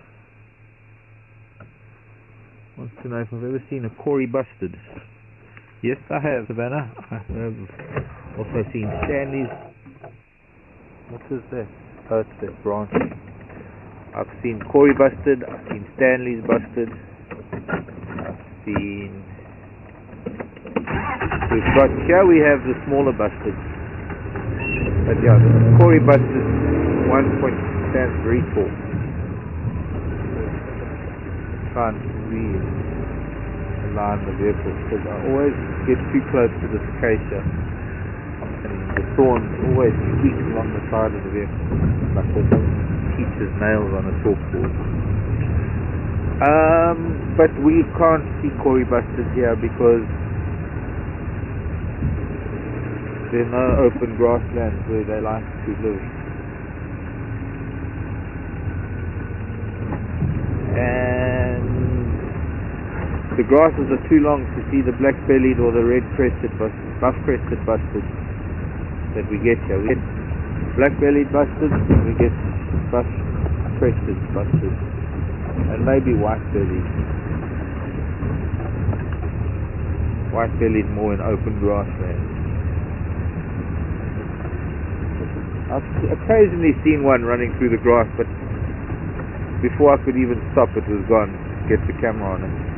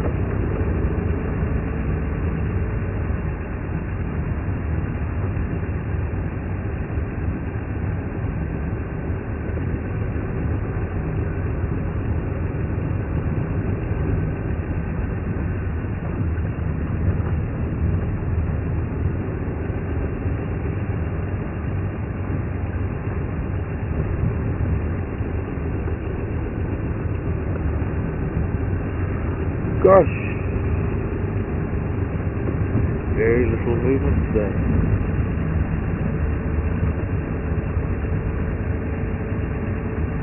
Or last night, for that matter.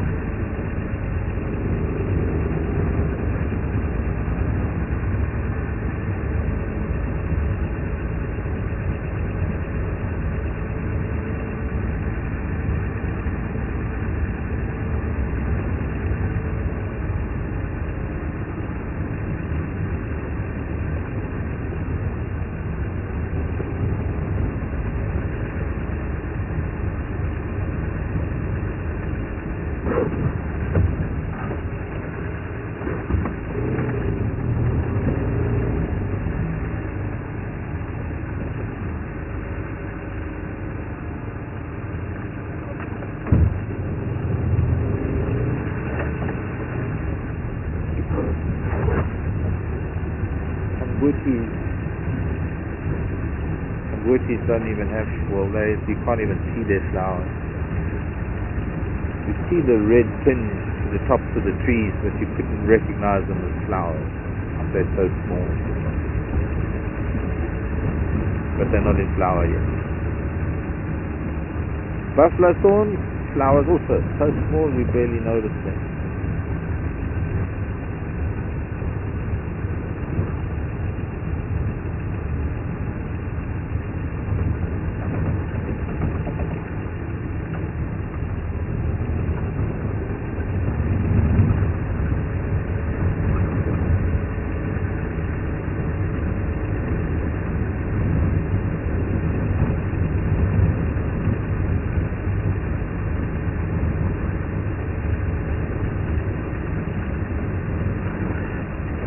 Past this clothing fast.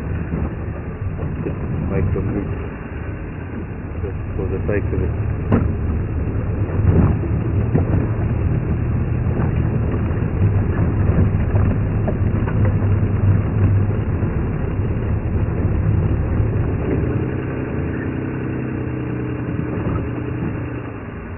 Hello Kingfisher, goodbye Kingfisher.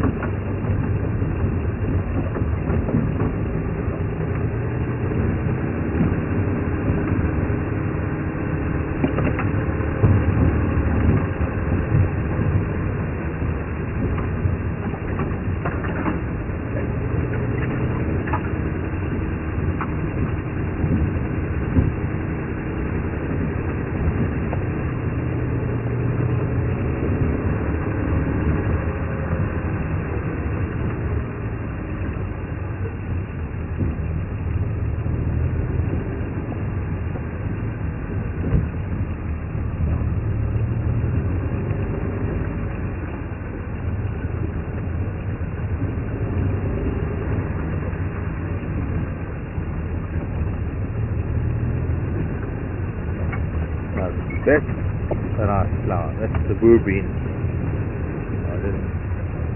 I was thinking, oh look, there, dwarf mongoose. First time I've seen them on that termite mound. I wonder if we get to the road, if we can see them better, because we're not going to see anything from here. If they'll stay there. Just talking about dwarf mongoose the other day.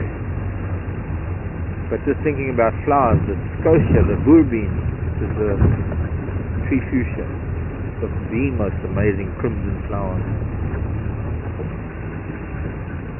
So, little mongoose, are you going to stay there for me? Oh, it's hiding away already. One there. It's okay, we stop. They might show themselves.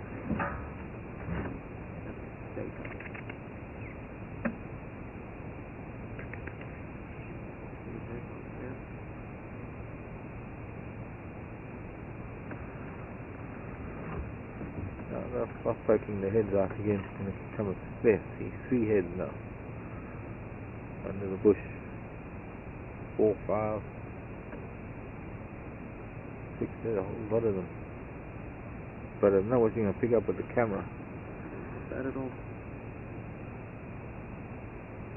What I can do is maybe just reverse in here a little bit. Together. No, they'll come back. We'll let them see if they come out any more than they are now. They normally sit on the sun in the morning and warm up, and then they go off foraging in a little while once they've warmed up a bit.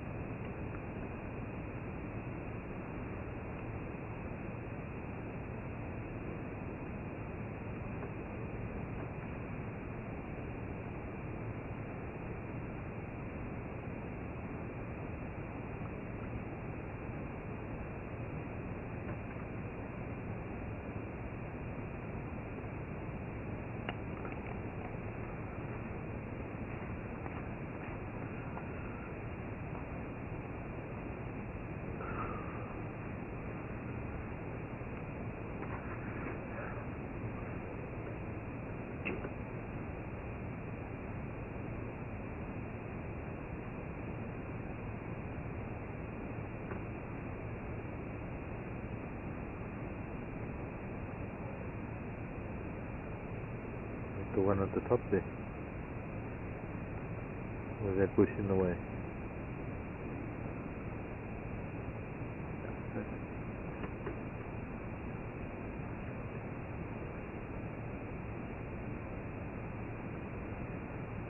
The smallest of our mongoose family, the dwarf mongoose.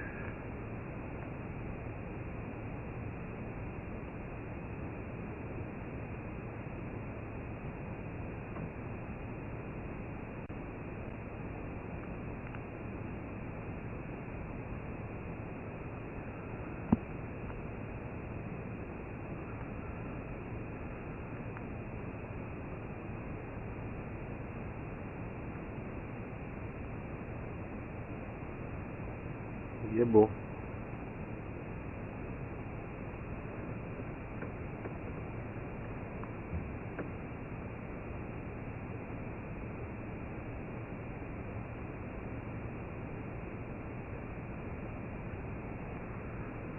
They're saying the volume is low. The volume is low. You know what I think there is? The position of the mic. Position of the mic. The reason why it's moved was because you know, like demobilizing every time you start to dig up. Yeah. That caused like a noise. Yeah, I know, because it was right here. So I think what I'm thinking is because it's only on the left of you, so I think every time you turn your head to start talking to the right, it's off mic. Yeah, like that. When you're talking towards it, it's fine. That's what I think. So I think maybe we'll move it to like maybe dead center of the dashboard there. What we can also do, maybe, you mean here?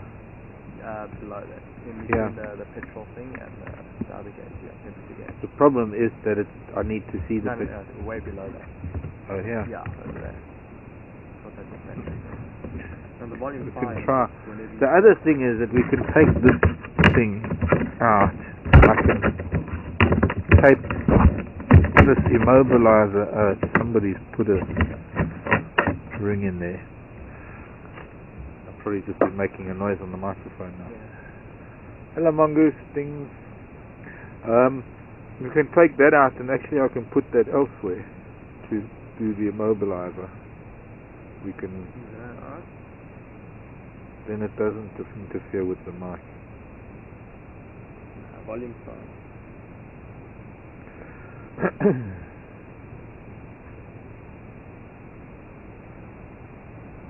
Let's see if we can get a better view of these mongoose now. Okay, maybe getting relaxed with us. I'm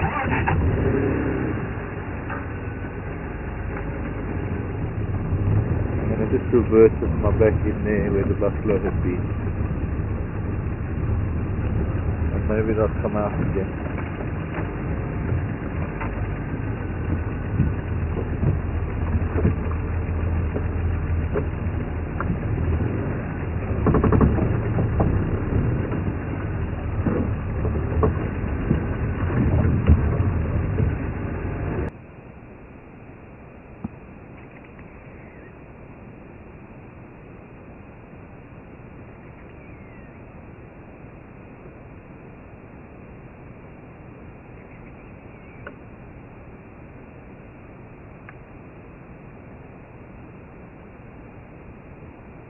There we go. Heads are popping up.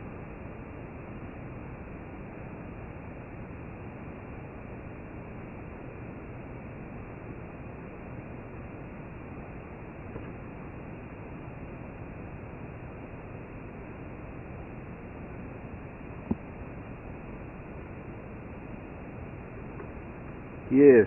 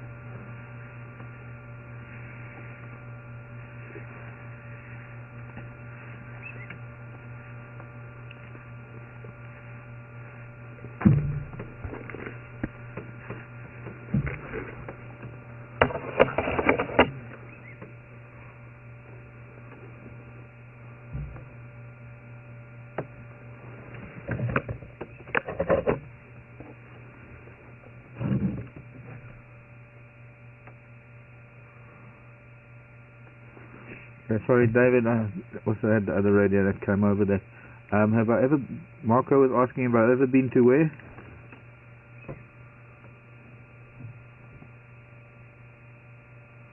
Mariah Mesa, I don't know what that is, Marco.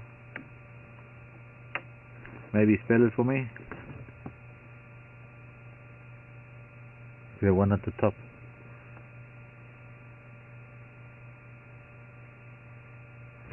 Well, Mesa is table, so it must be a plateau or something.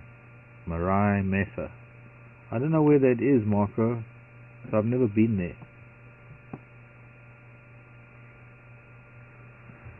Mesa is table in Spanish and Swahili, funny enough. Mesa. Oh, they're just too gorgeous, these little things. Who you're on, the one on the top? Mm-hmm.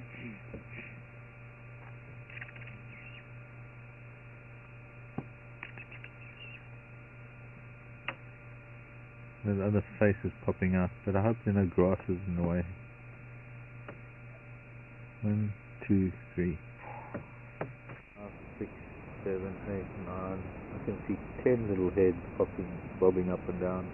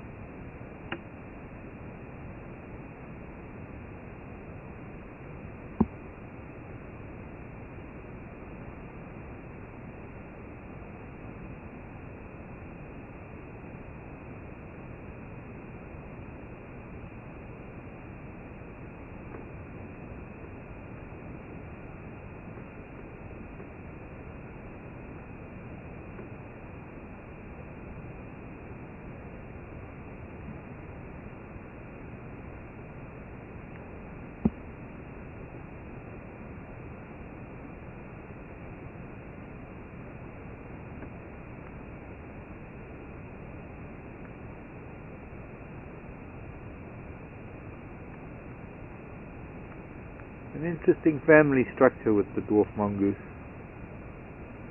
You have an alpha male and an alpha female. They're the breeding couple. Only them that breed. The breeding pair.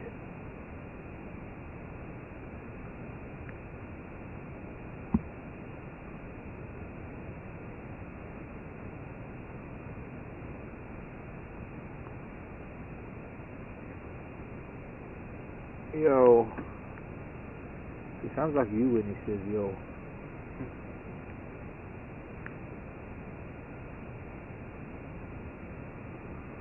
Okay, the Masai Mara. Why did I read it as the Mariah Mesa? I didn't read it actually. I wasn't meaning to read Mariah Mesa as opposed to Masai Mara. I think Marco, you got a little bit mixed up. And yes, Marco, I have been to the Masai Mara. It is part of the Masai Plateau. The Masai, funny enough, it is a plateau. The Masai Steppes, up in the southwestern edge of Kenya, which borders the Serengeti National Park of northwestern Tanzania. And I've been to both northern Serengeti and the Masai Mara. In fact, I'm one of probably very, very few non-Kenyans, or Tanzanians for that matter, who have managed to wangle my way through the border between Kenya and Tanzania in the Masai Mara. There's a border crossing there, and since I don't really have an immigration department and things because it's right in the Masai Mara and the Serengeti, it's really only for the Masai and for Kenyan citizens. Because you see, if you're in northern Serengeti, to get to Nairobi, you have to go all the way back to Arusha, and then you've got to take a bus or something back to Nairobi. That bus trip from Arusha to Nairobi is a bit of a nightmare. You really need a good book. Although I suppose nowadays you've got electronic gadgets that you could play with. But I've driven it myself and I've been in a bus. And it's not fun. It's an adventure though. It is an adventure. But it's so much easier that if you're in the northern Serengeti to just go through the northern Serengeti into the Masai Mara, and then you go through Narok and up into Nairobi. Because I've driven that as well. I've driven from Nairobi to the Masai Mara in a left-handed Land Rover, left-hand drive Land Rover. I had this Land Rover that I drove all around Kenya with. It was a company Land Rover. And when I was working for Kelly and Peacock, who own some really special camps up in Kenya, I was going to be managing their camp called Elsa's Kopi, which is on a big rocky outcrop in the Meru National Park, northeastern Kenya, and the very place where George Adamson used to sit with Elsa the lion and her cub lioness. That's why it's called Elsa's Kopi, because it's that kopi of rocks. And before I went up to the lodge, I had to go to all the sister camps and learn how they were doing things, because they like to have the same management approach in all the camps so that there is less paperwork.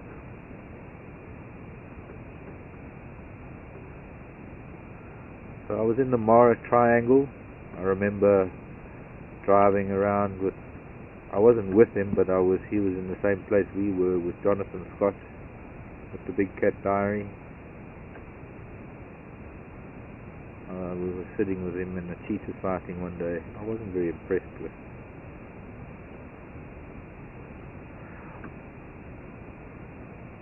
the Mara, the way vehicles drive off-road, the way they crowd animals. What I was least impressed with was when there were wildebeest and zebra crossing the Mara River, the end of the migration, how the people behaved. There are no rules there. It makes me grateful for the fact that South Africa has this standard of guiding that is necessary to have people out in the bush, and that there's such a thing called, although I don't subscribe to it, it's this thing called FGASA, the Field Guides Association of South Africa. I supported them in the beginning, but nowadays it's just a big money-making rip-off. It's all about making money, not about guiding standards anymore.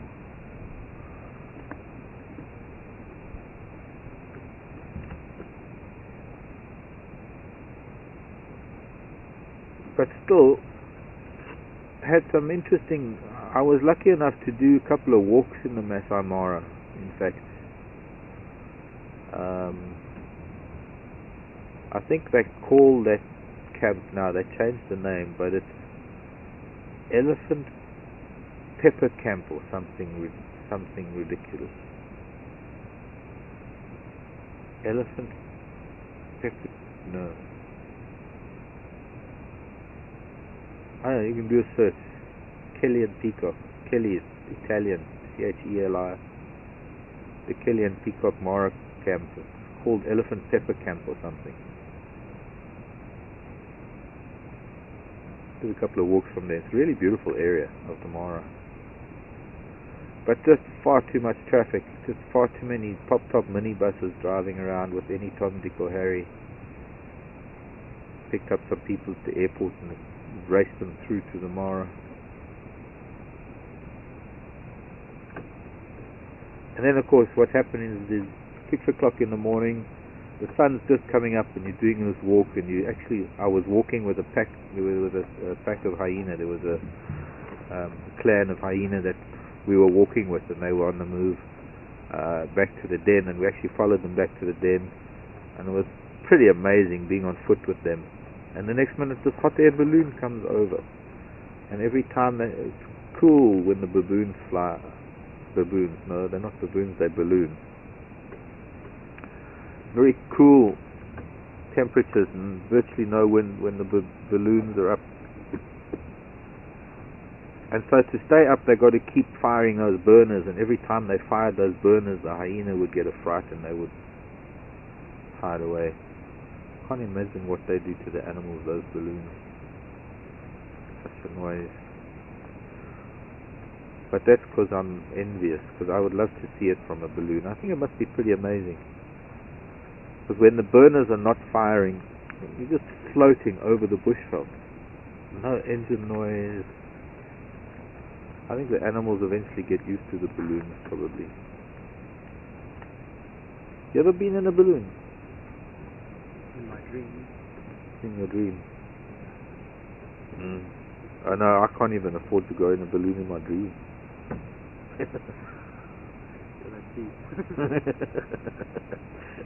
I'm even in my dreams I'm poor.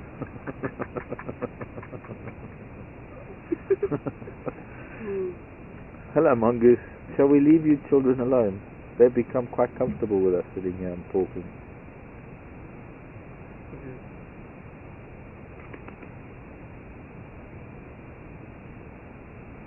I was hoping you were going to sort of do some rumbling and tumbling and, or not rumbling and tumbling, rough and tumble, a little bit of interaction, but they're not. They're just sunning, catching the sun in the morning.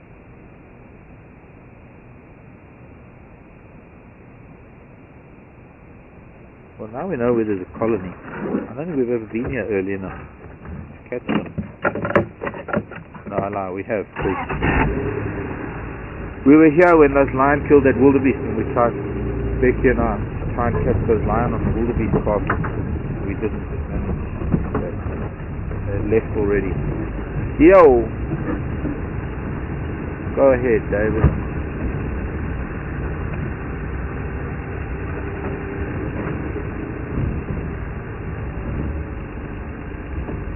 Yes, Robert, it's the Elephant Pepper Luxury Safari Camp. Elephant pepper. Well, I don't know where they got elephant pepper from.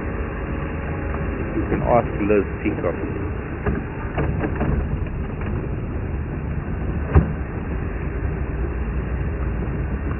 But a very good safari company. They have Tortillas Camp in Amboseli, just outside Amboseli. It's also a lovely camp.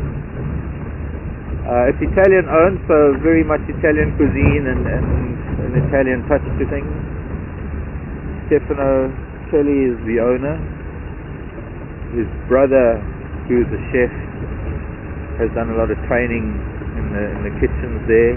I did a lot of work. I did a lot of interning in kitchens, so that when I was managing the camp, I knew what the kitchens would be cooking. What is Stefano's brother's name? Andrea? No, not Andrea. His partner's name, Andrea. Guy from Italy.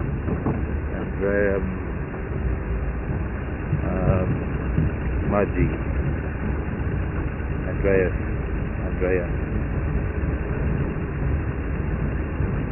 A filmmaker who wrote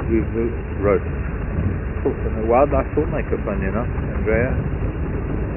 He did a movie about an archipelago of islands near the Seychelles called Aldabra.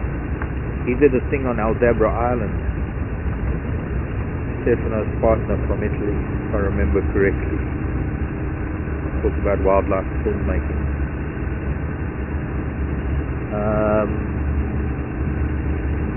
They have a beach lodge as well, I think in Mombasa, I'm not sure.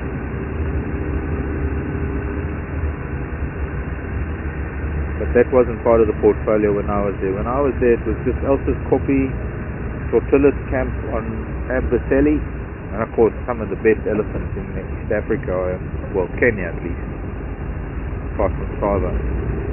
Amboseli, the elephant, where Cynthia Moss did all her studies. In fact, there's still a lot of work being done in Amboseli with elephants. Amboseli is beautiful because it's in Kenya, but it's wherever you are in Amboseli, you've got Kilimanjaro, the most amazing of mountains, the tallest freestanding in the world, Mount Kilimanjaro, as a backdrop to Amboseli. Even though Kilimanjaro is in Tanzania, a lot of people think Kilimanjaro is in Kenya. But if you look at the border does a sort of a loop around Kilimanjaro, because Kilimanjaro was given to Tanzania by the British, or I don't know, I forget who it was. It was like a gift to the German Kaiser's wife as a birthday present or something. Here you go, here's Mount Kilimanjaro. There's a birthday present there. So they moved the border when it was German East Africa, I think. I can't remember. That is a little bit vague now, all of a sudden. The history of why the border is the way it is and why Kilimanjaro is in Tanzania and not Kenya. And the fact that north and south of the border is all Maasai land, and you've got Kenyan Maasai and Tanzanian Maasai, and that they don't really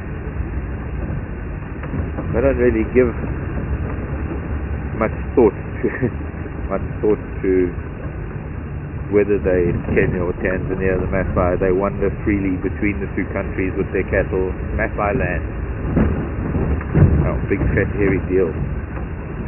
The whiteys that come over from Europe and cut it up and divided it up into different countries. Let them fight over it. We Maasai. Kenya, Tanzania, same thing. Maasai land. Wonderful people, the Maasai. Colourful and just colourful and intriguing and loyal, and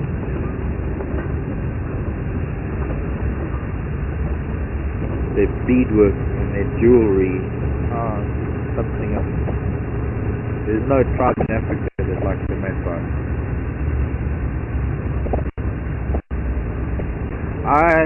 My Land Rover permanently has a Maasai blanket as a seat cover. Known as a shuka, S-H-U-K-A. Maasai shuka is what I use for my seat cover of my Land Rover. If you've ever seen pictures of my Land Rover with what looks like tartan, Scottish tartan, not Maasai shuka.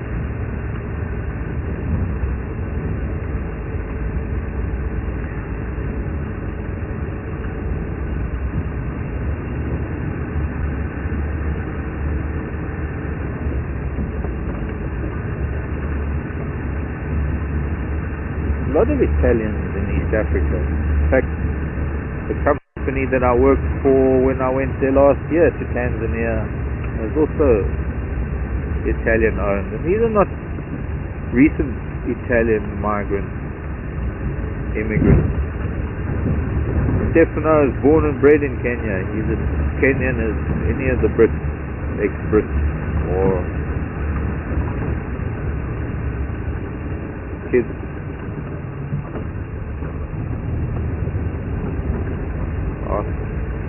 Third generation, I think third generation. But still they hold on to very strong Italian traditions. And there's a very, very strong Italian feel to all the Kelly and Peacock lodges. The pastas and salads, and that's just very, very flavorful. And a little bit of obviously a little bit of an African touch to it all. One of my favorite places, of course, is Elsa's Kopi and Meru National Park, mostly because it's just so out of the way, and it's way up there in northeastern Kenya, the other side of Mount Kenya. It's off the beaten track. Drive around the entire day and not see a single vehicle, and it's a national park. Oh, hello, Cougar. Okay, we'll go this way then.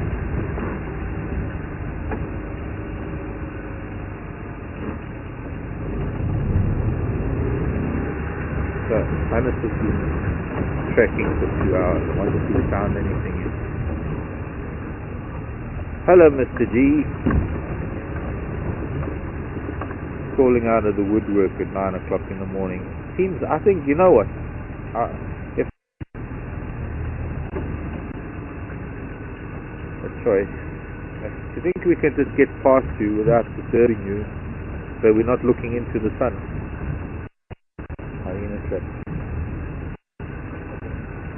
No, you won't let us get past it without looking into the sun. Old man, aren't you? Not that very, very old man, but you are quite an old man. You've got a very stuffy mane. You've got a Donald Trump mane. Sorry, Donald. Donald Trump. Look at that mane, that's black. Never mind.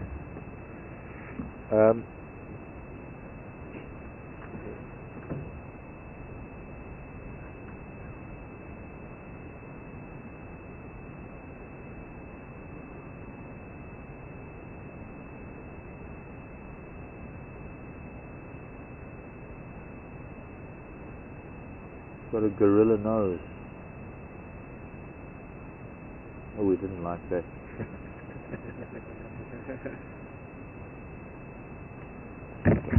Gorilla. Giraffe.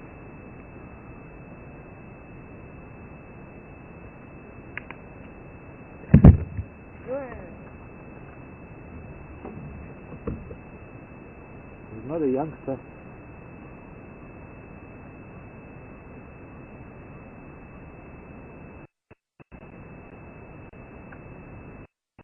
Quite the old man.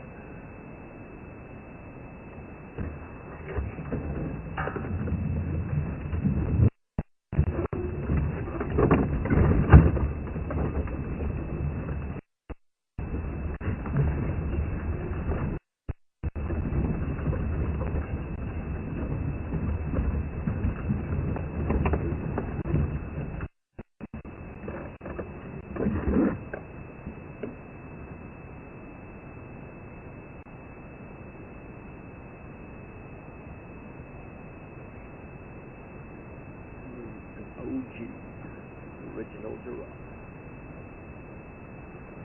Original giraffe.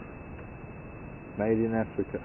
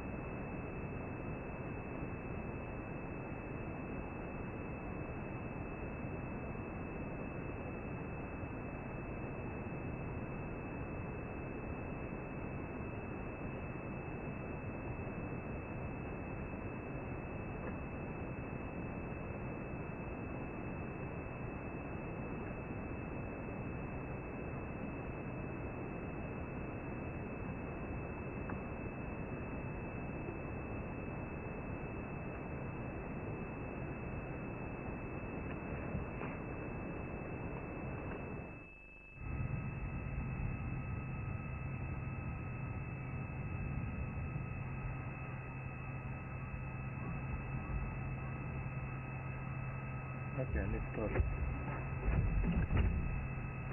heading up that line. Bye-bye, Mr. G. We decided to move on to go up to Baker Road. So we've pretty much covered a wide area this morning. What happens when there aren't very many animals? We're covering almost our entire area to cover. And, well, it can get a bit disconcerting because the only thing that I did find that we could have followed up on, which maybe we can do so later, is a big herd of not sure when, but they came southeast across this extension of this road and Nanzan Road. They could have turned north again. There were just so many tracks in the road at the time. Concentrating.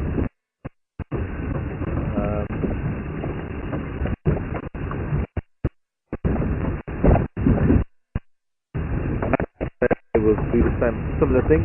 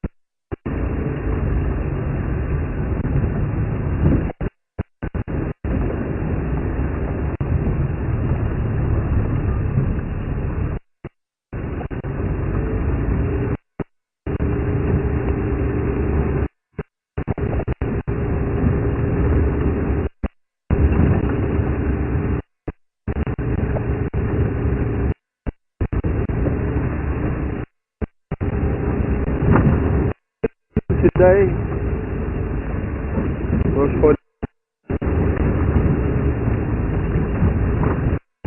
start looking for the sliver of the crescent sky from maybe tomorrow. Maybe we won't see it today. Close to the sun today. Tomorrow, for the next 2 weeks, we're going to see this moon building up.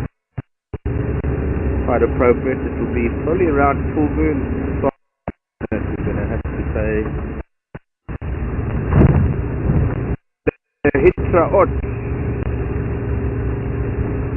of Wiedersehen. We shall see you again. Oh, that was together. Spider web. Camera though. Nursery web spider.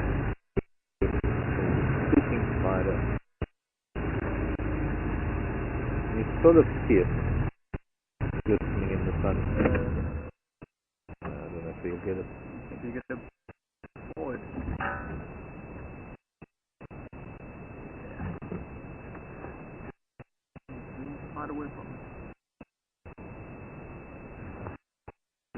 Spider web on the lens. Yeah.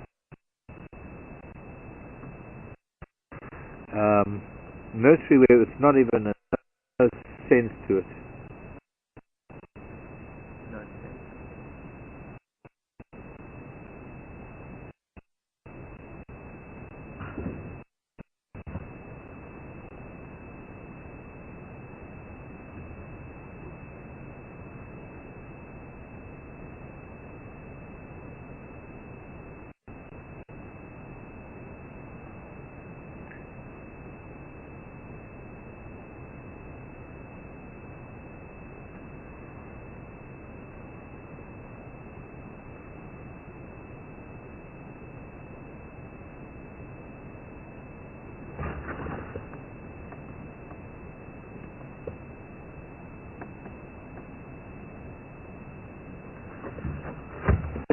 another mess of filth. I'm getting distracted by talk on the radio. Got a tunnel of filth that goes down into the grass. She's called a nursery web. When she spins the web, and when she lays her eggs, she spins a complex net around them so that the born are in like a nursery, protected from parasitism by and perhaps other spiders. There are some spiders.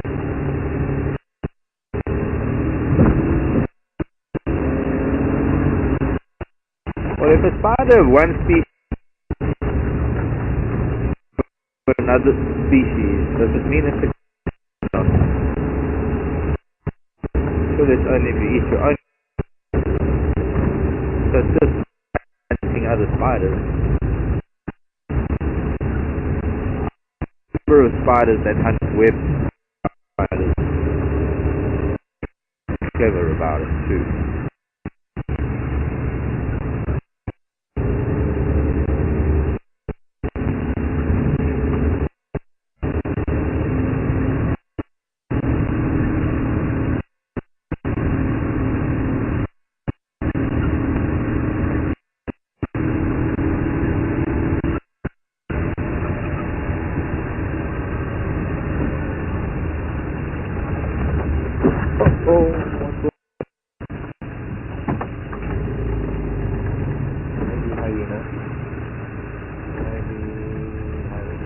There, but there was something coming this way. Here's the hyena.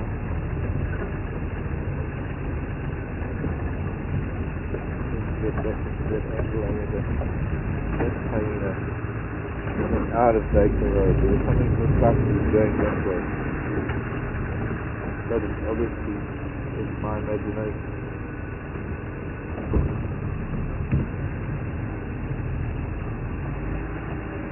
That's 13.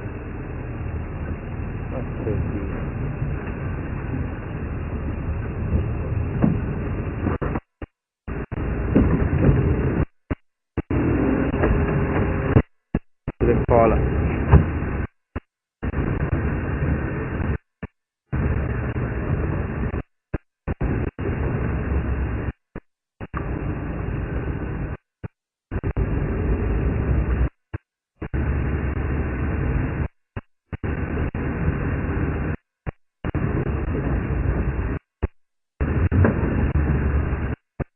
Big hyena.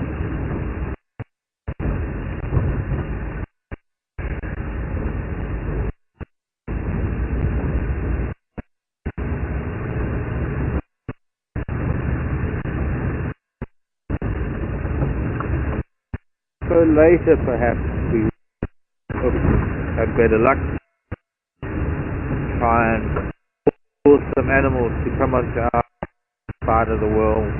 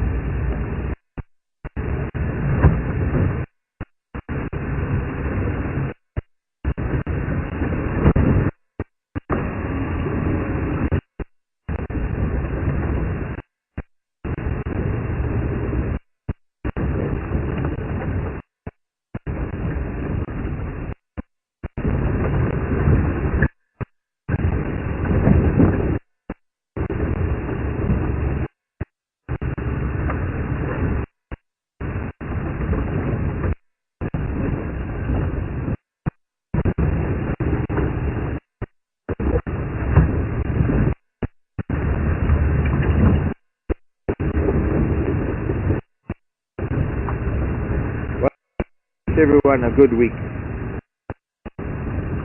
into the second week of July.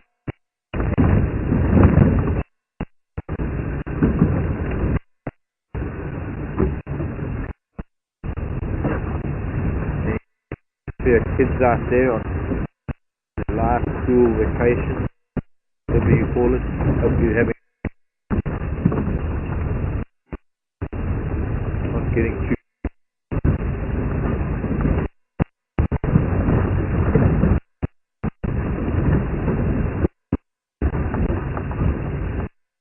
of our southern hemisphere kids here were also on holidays, winter vacation. Hope you're not getting bored. The bush, fine lot. Cool.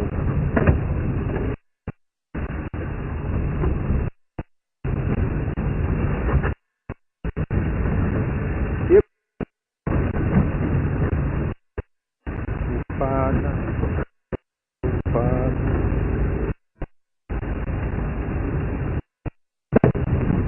Hello.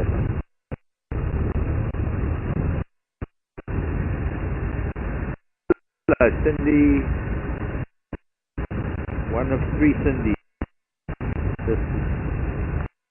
Hello, Cindy.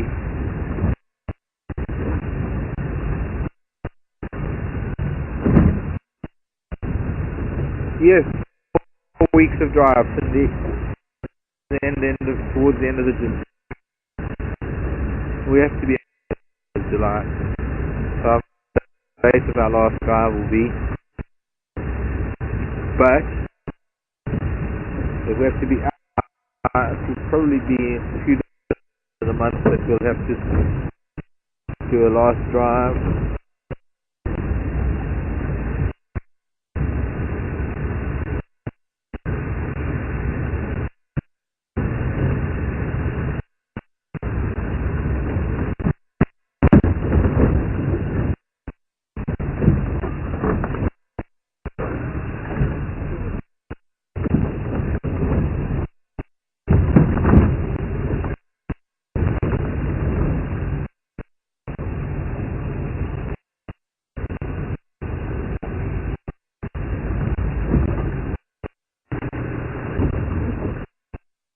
Lovely big Jackleberry.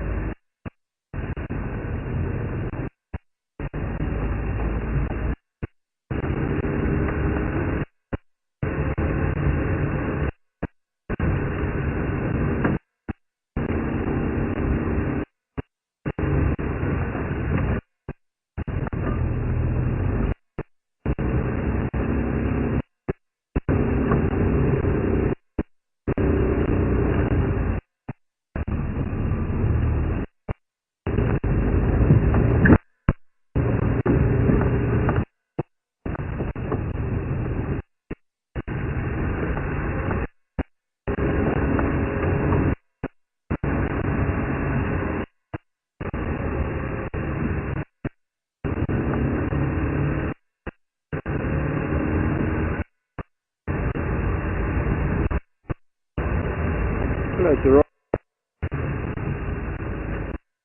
Young male.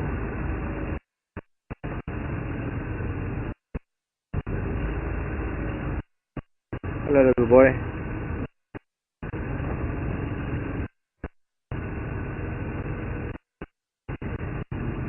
This mane is neat. He's a metro.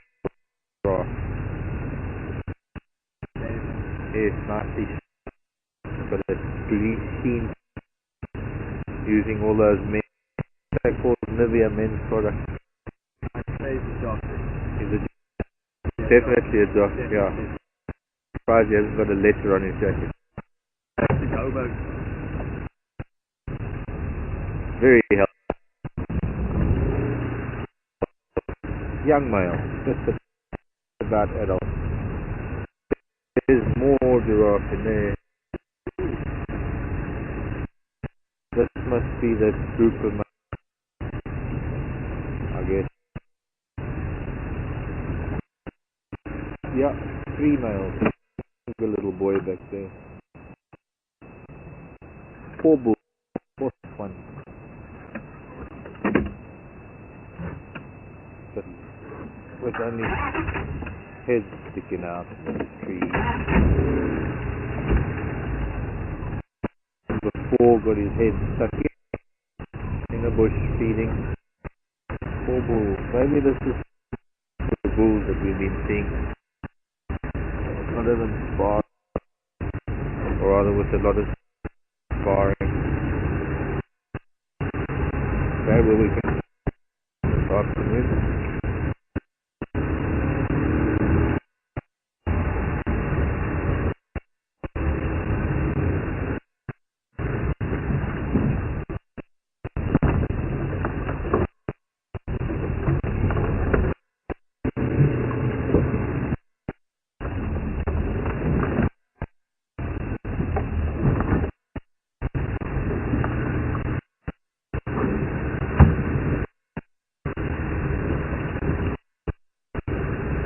Okay.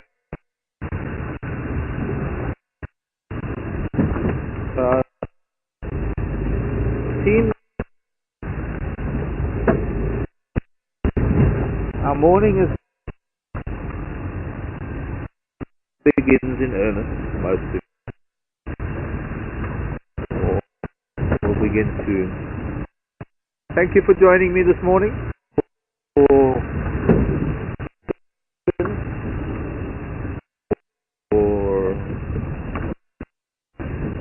and supporting our drive. Hopefully we'll see you again this afternoon. Hour 1500 hours South African time. Oh boy. And I'm gonna try and bring out the elephant magnet. Big magnet thing. Get this way. Maybe drag a leg bush by its tail or something. Hope this afternoon is productive and a bit more interactive. So, everybody from me and Aaron on C, we shall see you later. Yeah.